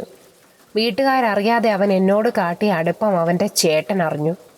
അത് പറയുമ്പോൾ അവളുടെ കണ്ണുകൾ ജ്വലിച്ചിരുന്നു. മുരുകൻ. എൻ്റെ ജീവിതത്തിൽ ഒരിക്കലും എനിക്ക് അവനെ മറക്കാൻ കഴിയില്ല. അവനൊരു കാമപ്രാന്തനായിരുന്നു എന്ന് വേണം പറയാൻ. പക്ഷേ നാട്ടുകാർക്ക് അവൻ മാന്യനാണ്. ഒരിക്കൽ എൻ്റെ നേർക്കും വന്നതാണവൻ. എൻ്റെ മനക്കരുത്ത് അവൻ്റെ ശരീരത്തിന് ഇല്ലെന്നറിഞ്ഞപ്പോൾ അവൻ മുട്ടുമടക്കി. പിന്നീട് വാക്കുകൾ കൊണ്ടുള്ള ആക്രമണമായിരുന്നു. ആ സമയത്താണ് ഞങ്ങളുടെ ബന്ധം അവൻ അറിയുന്നത്. അതോടെ അവൻ എന്നോടുള്ള പക കൂടി. പക്ഷെ അപ്പോഴേക്കും എനിക്ക് വസൂരി പൊങ്ങി. സഹായം ചോദിച്ച് ചെന്നിടത്തെല്ലാം കുത്തുവാക്കുകൾ കേട്ട് മടങ്ങേണ്ടി വന്നു. രാത്രികാലങ്ങളിൽ ആരും അറിയാതെ ശിവ വരുന്നതുകൊണ്ട് മരിക്കാതെ പിടിച്ചു നിന്നു. മരണത്തിനും ജീവിതത്തിനും ഇടയിലായി നിൽക്കുമ്പോഴാണ് ശിവ പറഞ്ഞത്, "മാരി, നമുക്ക് മറ്റെവിടേക്കെങ്കിലും പോകാം. ഈ നാട്ടിൽ നിനക്ക് സന്തോഷത്തോടെ ജീവിക്കാൻ കഴിയില്ല." അങ്ങനെ ഒരു ദിവസം രാത്രി ഞങ്ങൾ നാട് വിടാൻ തീരുമാനിച്ചു. മുരുകൻ സഹായിക്കാൻ എന്ന രൂപേണ കൂടെ നിന്നു. ചതി അറിയുമ്പോഴേക്കും ശിവ അടികൊണ്ട് വീണിരുന്നു. മാഞ്ഞു തുടങ്ങിയ എൻ്റെ ശരീരത്തിലെ വസൂരി കലകൾ കണ്ടപ്പോൾ അവൻ എൻ്റെ ശരീരത്തിൽ തൊടാൻ ധൈര്യമായി. ഇരുട്ടുപോലും കണ്ണു പൊത്തി പോകും വിധത്തിൽ അവൻ എന്നെ പിച്ചി ചീന്തി. ഒടുവിൽ അവസാനത്തെ ശ്വാസവും നിലച്ചപ്പോൾ ആ കിണറിൻ്റെ അടിത്തട്ടിലേക്ക് എറിഞ്ഞു. എൻ്റെ മരണം മുതലെടുക്കുക എന്നതായിരുന്നു അവൻ്റെ അടുത്ത ലക്ഷ്യം. അവൻ്റെ ഉറക്കം കളഞ്ഞ വേറെയും പെൺകുട്ടികൾ ഗ്രാമത്തിലുണ്ടായിരുന്നു. അവരെ എല്ലാം അവൻ എൻ്റെ പേര് പറഞ്ഞ് കുരുതി കൊടുത്തു. സത്യം തിരിച്ചറിഞ്ഞവരെയും അവൻ കൊന്ന് കിണറ്റിൽ തള്ളി. ഒരു ഗ്രാമം മുഴുവൻ ഒരുത്തൻ്റെ കാമഭ്രാന്തിൻ്റെ പേരിൽ നശിച്ചു. എൻ്റെ ശിവ മനോനില തെറ്റി ഈ അവസ്ഥയിലുമായി. ഇപ്പോൾ അവൻ വിവാഹം കഴിച്ച് അടുത്ത ഗ്രാമത്തിലാണ്. നിന്റെ ഊഹം ശരിയാണ് അഭി. കഴിഞ്ഞ കാളി പൂജയ്ക്ക് അവനും ഇവിടെ ഉണ്ടായിരുന്നു. ശോഭ അവൻ്റെ വലയിൽ ആകസ്മികമായി വീണതാണ്.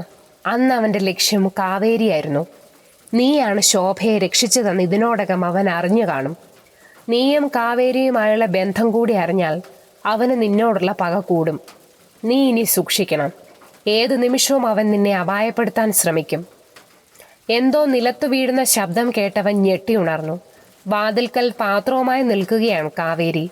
അവൾ നിലത്തു വീണ പാത്രം ധൃതിയിൽ എടുത്തുകൊണ്ട് അകത്തേക്ക് കടന്നു. "സീക്കിരം പോയി പല്ല് വിളക്കിയിട്ട് വാങ്ക. നായെ കയ്യാലെ സமைச்சது." അഭി അവളെ ഒരു ഭയത്തോടെയാണ് നോക്കിയത്. മുരുകൻ്റെ അടുത്ത ഇര കാവേരിയാണ്. ഒരിക്കലും അവളെ വിട്ടുകൊടുക്കരുത്. പല്ലുതേപ്പ് കഴിഞ്ഞ് ഭക്ഷണം കഴിക്കാൻ ഇരുന്നപ്പോഴും അവൻ്റെ കണ്ണുകൾ നിഷ്കളങ്കമായ കാവേരിയുടെ മുഖത്തായിരുന്നു. അവൾ സന്തോഷത്തോടെ അവന് വിളമ്പിക്കൊടുക്കുന്ന തിരക്കിലും. "കാവേരി, നമുക്ക് കല്യാണം കഴിക്കാം." പ്രതീക്ഷിക്കാതെയുള്ള അഭിയുടെ ചോദ്യം കേട്ട് കാവേരി ഒന്ന് ഞെട്ടി. അവളുടെ കണ്ണുനീരാണ് അതിന് മറുപടി പറഞ്ഞത്. അപ്പോഴേക്കും പാണ്ഡി ഭക്ഷണവുമായി എത്തി. "അല്ല, ഞാനിതെന്തായി കാണണേ? ഇപ്പോൾ ഞാൻ പുറത്താകുന്ന ലക്ഷണമാണല്ലോ." പാണ്ഡ്യയെ കണ്ടതും കാവേരി കണ്ണുകൾ തുടച്ചു. "എടോ പാണ്ഡി, ഞാൻ ഇവളെ കെട്ടാൻ പോവാം. അതും ഏറ്റവും അടുത്ത മുഹൂർത്തത്തിൽ. താൻ അതിനുള്ള കാര്യങ്ങളൊക്കെ ശരിയാക്കണം. ആരോടാ സംസാരിക്കേണ്ടതെന്നൊക്കെ തനിക്കല്ലേ അറിയൂ." പാണ്ഡ്യയുടെ മുഖം സന്തോഷം കൊണ്ട് നിറഞ്ഞു. "സാറേ, സാറിന് കോടി പുണ്യം കിട്ടും. ഇവിടെയുള്ള ആർക്കും ഒരെതിരഭിപ്രായവും കാണില്ല. അവരോടൊക്കെ ഞാൻ സംസാരിച്ചോളാം." പുണ്യമൊക്കെ താൻ എടുത്തോടോ, എനിക്ക് ഈ കാവേരിയെ മാത്രം മതി. അത് കേട്ടതും അവളുടെ മുഖം നാണത്താൽ ചുവന്നു. കുലയെ ചിരിച്ചുകൊണ്ട് അവൾ അവിടെ നിന്ന് ഓടി. അഭിയുടെ മുഖത്ത് വീണ്ടും ഭയം പടർന്നു. അഭി താൻ കണ്ട സ്വപ്നങ്ങളെക്കുറിച്ച് വിശകലനം ചെയ്യുകയായിരുന്നു. ഇതെല്ലാം ഒരു മനുഷ്യന്റെ സാമാന്യ യുക്തിബോധത്തിനെതിരാണ്. പക്ഷെ എനിക്കുണ്ടായ അനുഭവങ്ങൾ എനിക്കത് വിശ്വസിച്ചേ മതിയാവൂ. ഒരിക്കലും മറ്റുള്ളവർ തൻ്റെ വാക്കുകൾ ചെവിക്കൊള്ളാൻ കൂട്ടാക്കില്ല. ഒരുപക്ഷെ അവർ എന്നെ ഒരു ഭ്രാന്തനായി കാണാനും വേറെ കാരണങ്ങൾ വേണ്ടിവരില്ല. കാവേരിയെ രക്ഷിക്കണം. അവളെ മുരുകന്റെ കാമാർത്തിക്ക് വിട്ടുകൊടുക്കുക എന്നത് എൻ്റെ മരണം തന്നെയാണ്. എത്രയും പെട്ടെന്ന് തന്നെ അവളെ വിവാഹം കഴിച്ച് നാട്ടിലേക്ക് മടങ്ങണം. സാർ എന്താ ഈ ആലോചിച്ചു കൂട്ടുന്നത്? പാണ്ഡ്യയുടെ ശബ്ദം അവനെ ചിന്തകളിൽ നിന്നും ഉണർത്തി. പാണ്ഡ്യ, ശിവ ഒറ്റയ്ക്കാണോ താമസം? അതെ സാറേ, അവനൊരു ചേട്ടനുണ്ട്, മുരുകൻ. അവൻ കല്യാണം കഴിച്ച് വേറെ താമസിക്കുക. ശിവയുടെ ചെലവിനുള്ള കാശ് അവൻ കൊടുക്കും. അവൻ്റെ കാര്യങ്ങൾ നോക്കാൻ ഒരാളെയും ഏർപ്പാടാക്കിയിട്ടുണ്ട്. മുരുകൻ ആളെങ്ങനെ? നല്ല മനുഷ്യനാ സാറേ.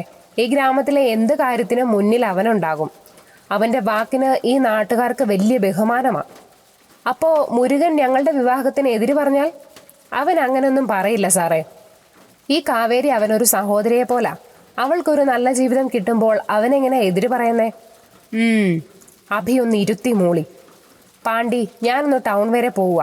നീ കാര്യങ്ങളൊക്കെ എല്ലാവരോടും ഒന്ന് സംസാരിക്കേ. ശരി സാർ. അഭി വേഗം തന്നെ പുറത്തേക്ക് പോകാനുള്ള തയ്യാറെടുപ്പുകൾ നടത്തി. പുറത്തേക്കിറങ്ങി. റാമിന്റെ വീടായിരുന്നു ലക്ഷ്യം. റാം വീട്ടിലുണ്ടാകുമോ എന്നവൻ സംശയിച്ചിരുന്നു. ഭാഗ്യത്തിന് അവൻ വീട്ടിലുണ്ടായിരുന്നു. ആ, ഇതാരാ അഭിയോ? കേറി വാ. ശോഭയാണ് അവനെ അകത്തേക്ക് ക്ഷണിച്ചത്. അവൾ ഇപ്പോൾ പഴയതുപോലെ ഉത്സാഹവതിയായിരിക്കുന്നു. അഭി, എന്തൊക്കെയുണ്ടോ വിശേഷം? പ്രണയമൊക്കെ എങ്ങനെ പോകുന്നു? റാമിന്റെ ചോദ്യം ശോഭയെ ഒന്ന് അമ്പരപ്പിച്ചു. പ്രണയമോ? അഭിക്കോ? പിന്നല്ലാതെ. ആഹാ, ആരാ കക്ഷി? ശോഭ ആകാംക്ഷയോടെ ചോദിച്ചു. കാവേരി. എന്തായാലും അവൾ ഭാഗ്യവതി തന്നെ. എൻ്റെ കല്യാണമാണ്. അഭിയുടെ വാക്കുകൾ റാമിനെയും ശോഭയെയും ഒരുപോലെ ഞെട്ടിച്ചു. അഭി തനിക്കുണ്ടായ അനുഭവങ്ങൾ അവരോട് പങ്കുവെച്ചു. മുരുകന്റെ കാര്യങ്ങളും അവൻ അവരോട് പറഞ്ഞു. അഭി, നീ എന്ത് മണ്ടത്തരമാണ് കാണിക്കുന്നത്? നീ എത്രയും പെട്ടെന്ന് അവളെയും കൂട്ടി നാട്ടിലേക്ക് പോകാൻ നോക്ക്. ഇല്ല റാം, അവനെ വിളിച്ചൊത്ത് കൊണ്ടുവരണം. അതിനെൻ്റെ മുന്നിൽ വേറെ വഴികളില്ല. അഭി, റാം പറയുന്നത് കേൾക്ക്. നിന്നെ കൊണ്ട് ഒറ്റയ്ക്ക് അവനെ നേരിടാൻ കഴിയില്ല. നമുക്ക് പോലീസിൽ പരാതിപ്പെടാം. എന്ത് പറഞ്ഞ് പരാതി കൊടുക്കും? അവനാണ് കൊലയാളി എന്ന് ഞാൻ സ്വപ്നം കണ്ടെന്നോ?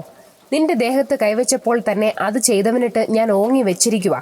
ഇനി എൻ്റെ കാവേരിയാണ് അവൻ്റെ ലക്ഷ്യമെന്നറിഞ്ഞിട്ടും കണ്ണടച്ചു നിൽക്കാൻ എനിക്ക് കഴിയില്ല. അഭി. ശോഭയുടെ കണ്ണുകൾ ഈർന്നടിഞ്ഞു. എനിക്ക് സ്വന്തമെന്ന് പറയാൻ വേറെ ആരുമില്ല. ഒരു സഹോദര സ്ഥാനത്ത് നിന്ന് നിങ്ങൾ വേണം ഇത് നടത്തി തരാൻ. റാം അഭിയെ ചേർത്ത് പിടിച്ചു.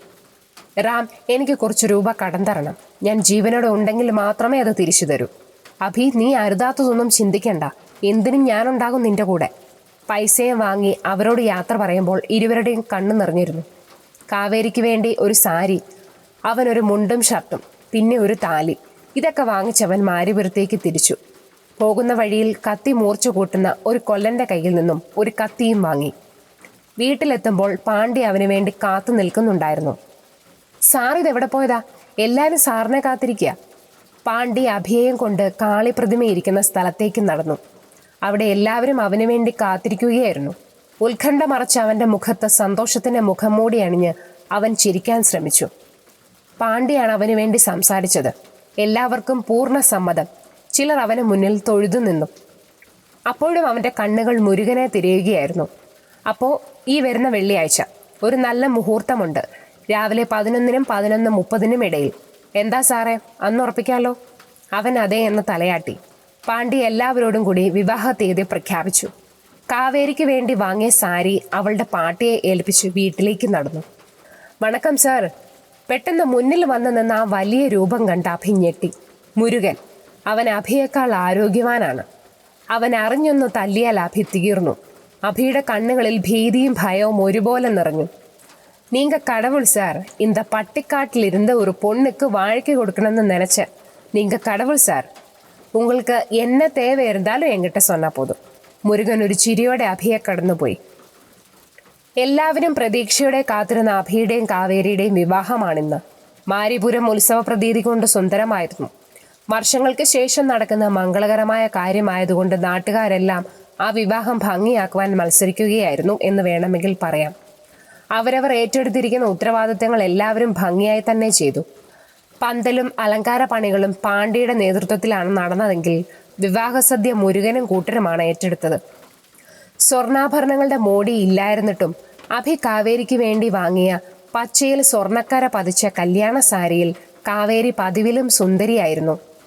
നീട്ടി വരച്ച കൺമഷിയും മൂക്കിലെ മൂക്കൂത്തിയും പെണ്ണിന്റെ മാറ്റുകൂട്ടി. സന്തോഷത്താൽ നിറഞ്ഞ കണ്ണുകൾ അവളുടെ നിഷ്കളങ്കതയ്ക്ക് ചേരുന്നത് തന്നെ.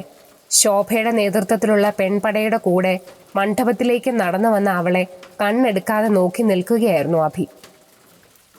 കല്യാണവാദ്യങ്ങളുടെ അകമ്പടിയും അവരുടെ കുലദൈവത്തിന്റെ സാമീപ്യവും സാക്ഷിയാക്കി അഭി കാവേരിയുടെ കഴുത്തിൽ താലി ചാർത്തി. പിന്നീട് പാട്ടും മേളവുമായിരുന്നു. സന്തോഷവാനായിരിക്കുവാൻ അഭി ശ്രമിക്കുന്നുണ്ടെങ്കിലും മുരുകന്റെ സാമീപ്യം അവനെ കൂടുതൽ ഭയപ്പെടുത്തിക്കൊണ്ടിരുന്നു. ശോഭയെയും കാവേരിയെയും പ്രത്യേകം ശ്രദ്ധിക്കണമെന്ന അഭിയുടെ നിർദ്ദേശം റാം ശ്രദ്ധയോടെ കൈകാര്യം ചെയ്തു. ഇരുൾ മറയുന്നതുവരെ അവരുടെ സന്തോഷത്തിന് യാതൊരു കുറവും ഉണ്ടായിരുന്നില്ല. ഇരുൾ വീണു തുടങ്ങുന്നതിന് മുമ്പേ റാമിനെയും ശോഭയെയും അഭി അവരുടെ വീട്ടിലേക്ക് പറഞ്ഞയച്ചു. ഓരോ നിമിഷവും കഴിയും തോറും അഭിയുടെ നെഞ്ചെടുപ്പും കൂടി വന്നു. രാത്രിയിലെ ഭക്ഷണത്തിന് ശേഷം അവരെ മണിയറയിലേക്ക് അയച്ചുകൊണ്ട് ഗ്രാമവാസികൾ വീടുകളിൽ അഭയം തേടി. പൂക്കൾ കൊണ്ട് അലങ്കരിച്ച കട്ടിലിനരികിൽ നാണം പേറി നിൽക്കുകയാണ് കാവേരി. അഭിയെ കണ്ടതും അവൾ കരഞ്ഞുകൊണ്ട് അവന്റെ കാലിൽ വീണു. അയ്യേ, എന്താ കാവേരി ഇത്? അവൻ പതിയെ അവളെ ഉയർത്തി കണ്ണു തുടച്ചു കൊടുത്തു. എന്നിട്ട് കട്ടിലിലിരുത്തി. എനിക്ക് എന്നെ சொல்லணும்னு தெரியல, നീങ്ക എനക്ക് കടവുൾ മാതിരി. നീ ഒരിക്കലും കരയാതിരിക്കാൻ വേണ്ടിയല്ലേ ഞാൻ നിന്റെ കഴുത്തിൽ താലി കിട്ടിയത്. എനിക്ക് ജീവനുള്ളിടത്തോളം കാലം നിന്നെ ഞാൻ പൊന്നുപോലെ നോക്കും. കാവേരി പ്രണയാദ്രം അഭിയുടെ മാറിലേക്ക് ചാഞ്ഞു. അവൻ അവളുടെ മുടിയിഴകൾ മെല്ലെ തലോടിക്കൊണ്ടിരുന്നു. ടക് ടക് ടക്. വാതിലിൽ നിർത്താതെയുള്ള മുട്ടൽ കേട്ട് ഇരുവരും ഞെട്ടി. അഭി പ്രതീക്ഷിച്ചിരുന്നതാണിത്. നീ പേടിക്കേണ്ട, ഞാൻ നോക്കാം. അഭി കാവേരിയെ സമാധാനിപ്പിച്ചുകൊണ്ട് കട്ടിലിൽ നിന്നും എഴുന്നേറ്റു. അവൻ മുൻപേ വാങ്ങി വെച്ചിരുന്ന കത്തിയുമായി വാതിലിനരികിലേക്ക് നടന്നു. വാതിൽ തുറന്നതും അഭി ചവിട്ടുകൊണ്ട് തെറിച്ചു വീണു. ഭിത്തിയിൽ ഇടിച്ചു വീഴുന്ന അഭിയെ കണ്ട് കാവേരി അലറിക്കരഞ്ഞുകൊണ്ട് അവന്റെ അടുത്തേക്ക് ചെന്നു. വാതിൽ മറച്ചു നിൽക്കുകയാണ് മുരുകൻ. ചവച്ചരച്ച് മുറുക്കാൻ പുറത്തേക്ക് തുപ്പിക്കൊണ്ട് അവൻ അകത്തേക്ക് കടന്നു. എഴുന്നേൽക്കാൻ ശ്രമിക്കുന്ന അഭിയുടെ ഷർട്ടിന് കുത്തിപ്പിടിച്ചുയർത്തി. തടയാൻ ശ്രമിച്ച കാവേരിയുടെ മുഖത്തേക്ക് മുരുകന്റെ പരുക്കൻ കൈകൾ ആഞ്ഞടിച്ചു. അടികൊണ്ടതും കാവേരിയുടെ ബോധം നഷ്ടമായി. അവൻ വീണ്ടും അഭിയുടെ നേരെ തിരിഞ്ഞു. തപ്പ് പണിട്ടേ കണ്ണാ, തമിഴിൽ சொன்னா ഉനക്ക് പുരിയാത്, അതുകൊണ്ട് മലയാളത്തിൽ തന്നെ പറയാം. എന്താടാ, എനിക്ക് മലയാളം എങ്ങനെ അറിയാമെന്നായിരിക്കും. മലയാളം മാത്രമല്ല, ഹിന്ദി, തെലുങ്ക്, കന്നഡ, അങ്ങനെ പല ഭാഷകളും എനിക്കറിയാം. മോനെ അഭിക്കുട്ട, മാര്യപുരത്ത് വന്നിട്ട് എന്തെങ്കിലും എഴുതിയിട്ട് പോയാൽ പോരെ? അല്ലാതെ ഇവിടുത്തെ പെണ്ണിനെയും വളച്ച്, അത് ഞാൻ കൊതിച്ച പെണ്ണിനെ വെറുതെ വിടുവോ ഞാൻ? എഴുന്നേറ്റ് നിന്ന് അഭിയുടെ മുഖത്തേക്ക് അവൻ്റെ കൈകൾ പതിഞ്ഞു. അഭിയുടെ വായിൽ നിന്നും ചോര തെറിച്ചു. അഭി ഉറക്കം നിലവിളിച്ചു, പാണ്ഡി. കുറച്ചുകൂടെ ഉച്ചത്തിൽ വിളി. നിന്റെ ഒച്ച ഇവിടെ ആരും കേൾക്കില്ല. എല്ലാവരും നല്ല ഉറക്കത്തിലാ. മനസ്സിലായില്ല അല്ലേ? അവർക്ക് രാത്രി ഭക്ഷണത്തിൻ്റെ ഒപ്പം കുറച്ച് മധുരം കൊടുത്തു. ഇനി ഒരു 8 മണിക്കൂർ കഴിയാതെ ഒരുത്തനും എഴുന്നേൽക്കില്ല. അപ്പോഴേക്കും നിന്നെയും അവളെയും കൊന്ന് ഞാൻ ആ കിണറ്റിൽ തള്ളും. മാരിയുടെ പകയുടെ പേരിൽ 2 പേർ കൂടി മരിച്ചു. മുരുകന്റെ പൊട്ടിച്ചിരി മുറിയിലാകെ പ്രതിധ്വനിച്ചു. അഭി സർവശക്തിയും എടുത്ത് എഴുന്നേറ്റ് നിന്നു. വായിലെ ചോര തുപ്പിക്കൊണ്ട് ഉടുമുണ്ട് മടക്കി കുത്തി. മുഖത്തെ ചോര തുടച്ച് മുരുകനെ നോക്കി ഒന്ന് ചിരിച്ചു. അഭിയുടെ ചുണ്ടിൽ വിരിഞ്ഞ പുഞ്ചിരി കണ്ടതും മുരുകന്റെ മുഖം മാറി.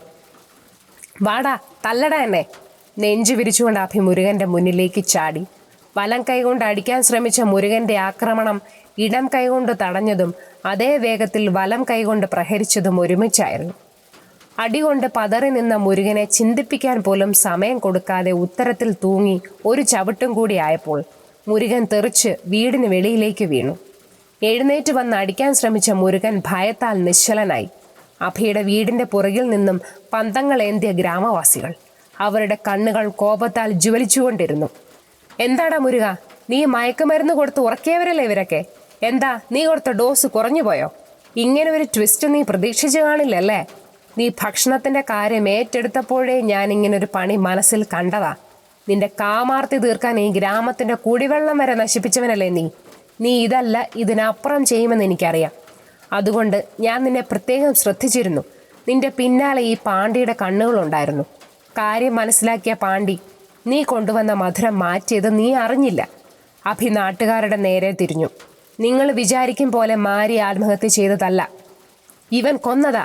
ശിവയെ ഈ അവസ്ഥയിലാക്കിയതും ഇവിടെയുള്ളവരെ മാരിയുടെ പേര് പറഞ്ഞ് കൊന്നതും ഇവനാ. ഇപ്പോൾ കാവേരിയായിരുന്നു ഇവൻ്റെ ലക്ഷ്യം. ഇനിയെങ്കിലും നിങ്ങൾ മനസ്സിലാക്കണം, മാരി വെറും പാവമാണെന്ന്. നിശബ്ദമായി നിന്ന ആൾക്കൂട്ടത്തിൽ നിന്നും ഒരു പന്തം മുരുകനെ ലക്ഷ്യം വെച്ച് നീങ്ങി. അത് കണ്ടത് മുരുകൻ പിന്തിരിഞ്ഞോടി. കൊല്ലടാ കള്ള നായനെ! പാണ്ഡിയും കൂട്ടരും പന്തവും ഏന്തി അവൻ്റെ പിന്നാലെ ഓടി. കിണറിൻ്റെ അടുത്തെത്തിയതും അവൻ പതറി നിന്നു. മുന്നിൽ ശിവ. ശിവ, ഞാൻ ഒന്ന് അണ്ണ ഇതും പണ്ണക്കൂടാത്. കോപത്താൽ നാക്ക് മടക്കി കടിച്ചുകൊണ്ട് ശിവ തൻ്റെ സർവ്വശക്തിയും എടുത്ത് മുരുകൻ്റെ തല ലക്ഷ്യമാക്കി അടിച്ചു. അടികൊണ്ട മുരുകൻ കാല് വഴുതി കിണറിൻ്റെ അഗാധങ്ങളിലേക്ക് പതിച്ചു.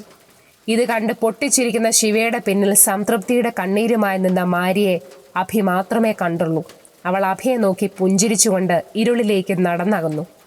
മാരിപുരത്ത് നന്മയുടെയും പ്രതീക്ഷയുടെയും പൊൻകിരണമേന്തി സൂര്യനുദിച്ചു. മാരിയോട് ചെയ്ത തെറ്റിന് പ്രായശ്ചിത്തമായി നാട്ടുകാർ അവൾക്ക് വേണ്ടി ഒരു സ്മാരകം പണിതു. മാരിപുരത്ത് വീണ്ടും സന്തോഷത്തിൻ്റെ ദിനരാത്രങ്ങൾ. 120 ദിവസത്തെ നോവലെഴുത്തിന് ശേഷം അഭിയും കാവേരിയും ഇന്ന് കേരളത്തിലേക്ക് മടങ്ങുകയാണ്. മറ്റൊരു സന്തോഷ വാർത്ത എന്തെന്നാൽ കാവേരി ഗർഭിണിയാണ്. ആഘോഷമായി തന്നെ മാരിപുരം അവരെ യാത്രയാക്കി. റെയിൽവേ സ്റ്റേഷനിൽ യാത്രയാക്കാൻ വന്ന റാമനോടും ശോഭയോടും യാത്ര പറഞ്ഞ് അഭി ട്രെയിനിനുള്ളിലേക്ക് കയറി. അഭി, ഇനി ഏതാ അടുത്ത നോവൽ? ട്രെയിനിൻ്റെ ജാലകത്തിലൂടെ അകത്തേക്ക് നോക്കിക്കൊണ്ട് ശോഭ ചോദിച്ചു. ഒമൗർ. കാവേരിയെ ചേർത്ത് പിടിച്ചുകൊണ്ട് ഒരു കള്ളച്ചിരിയോടുകൂടി അഭി പറഞ്ഞു.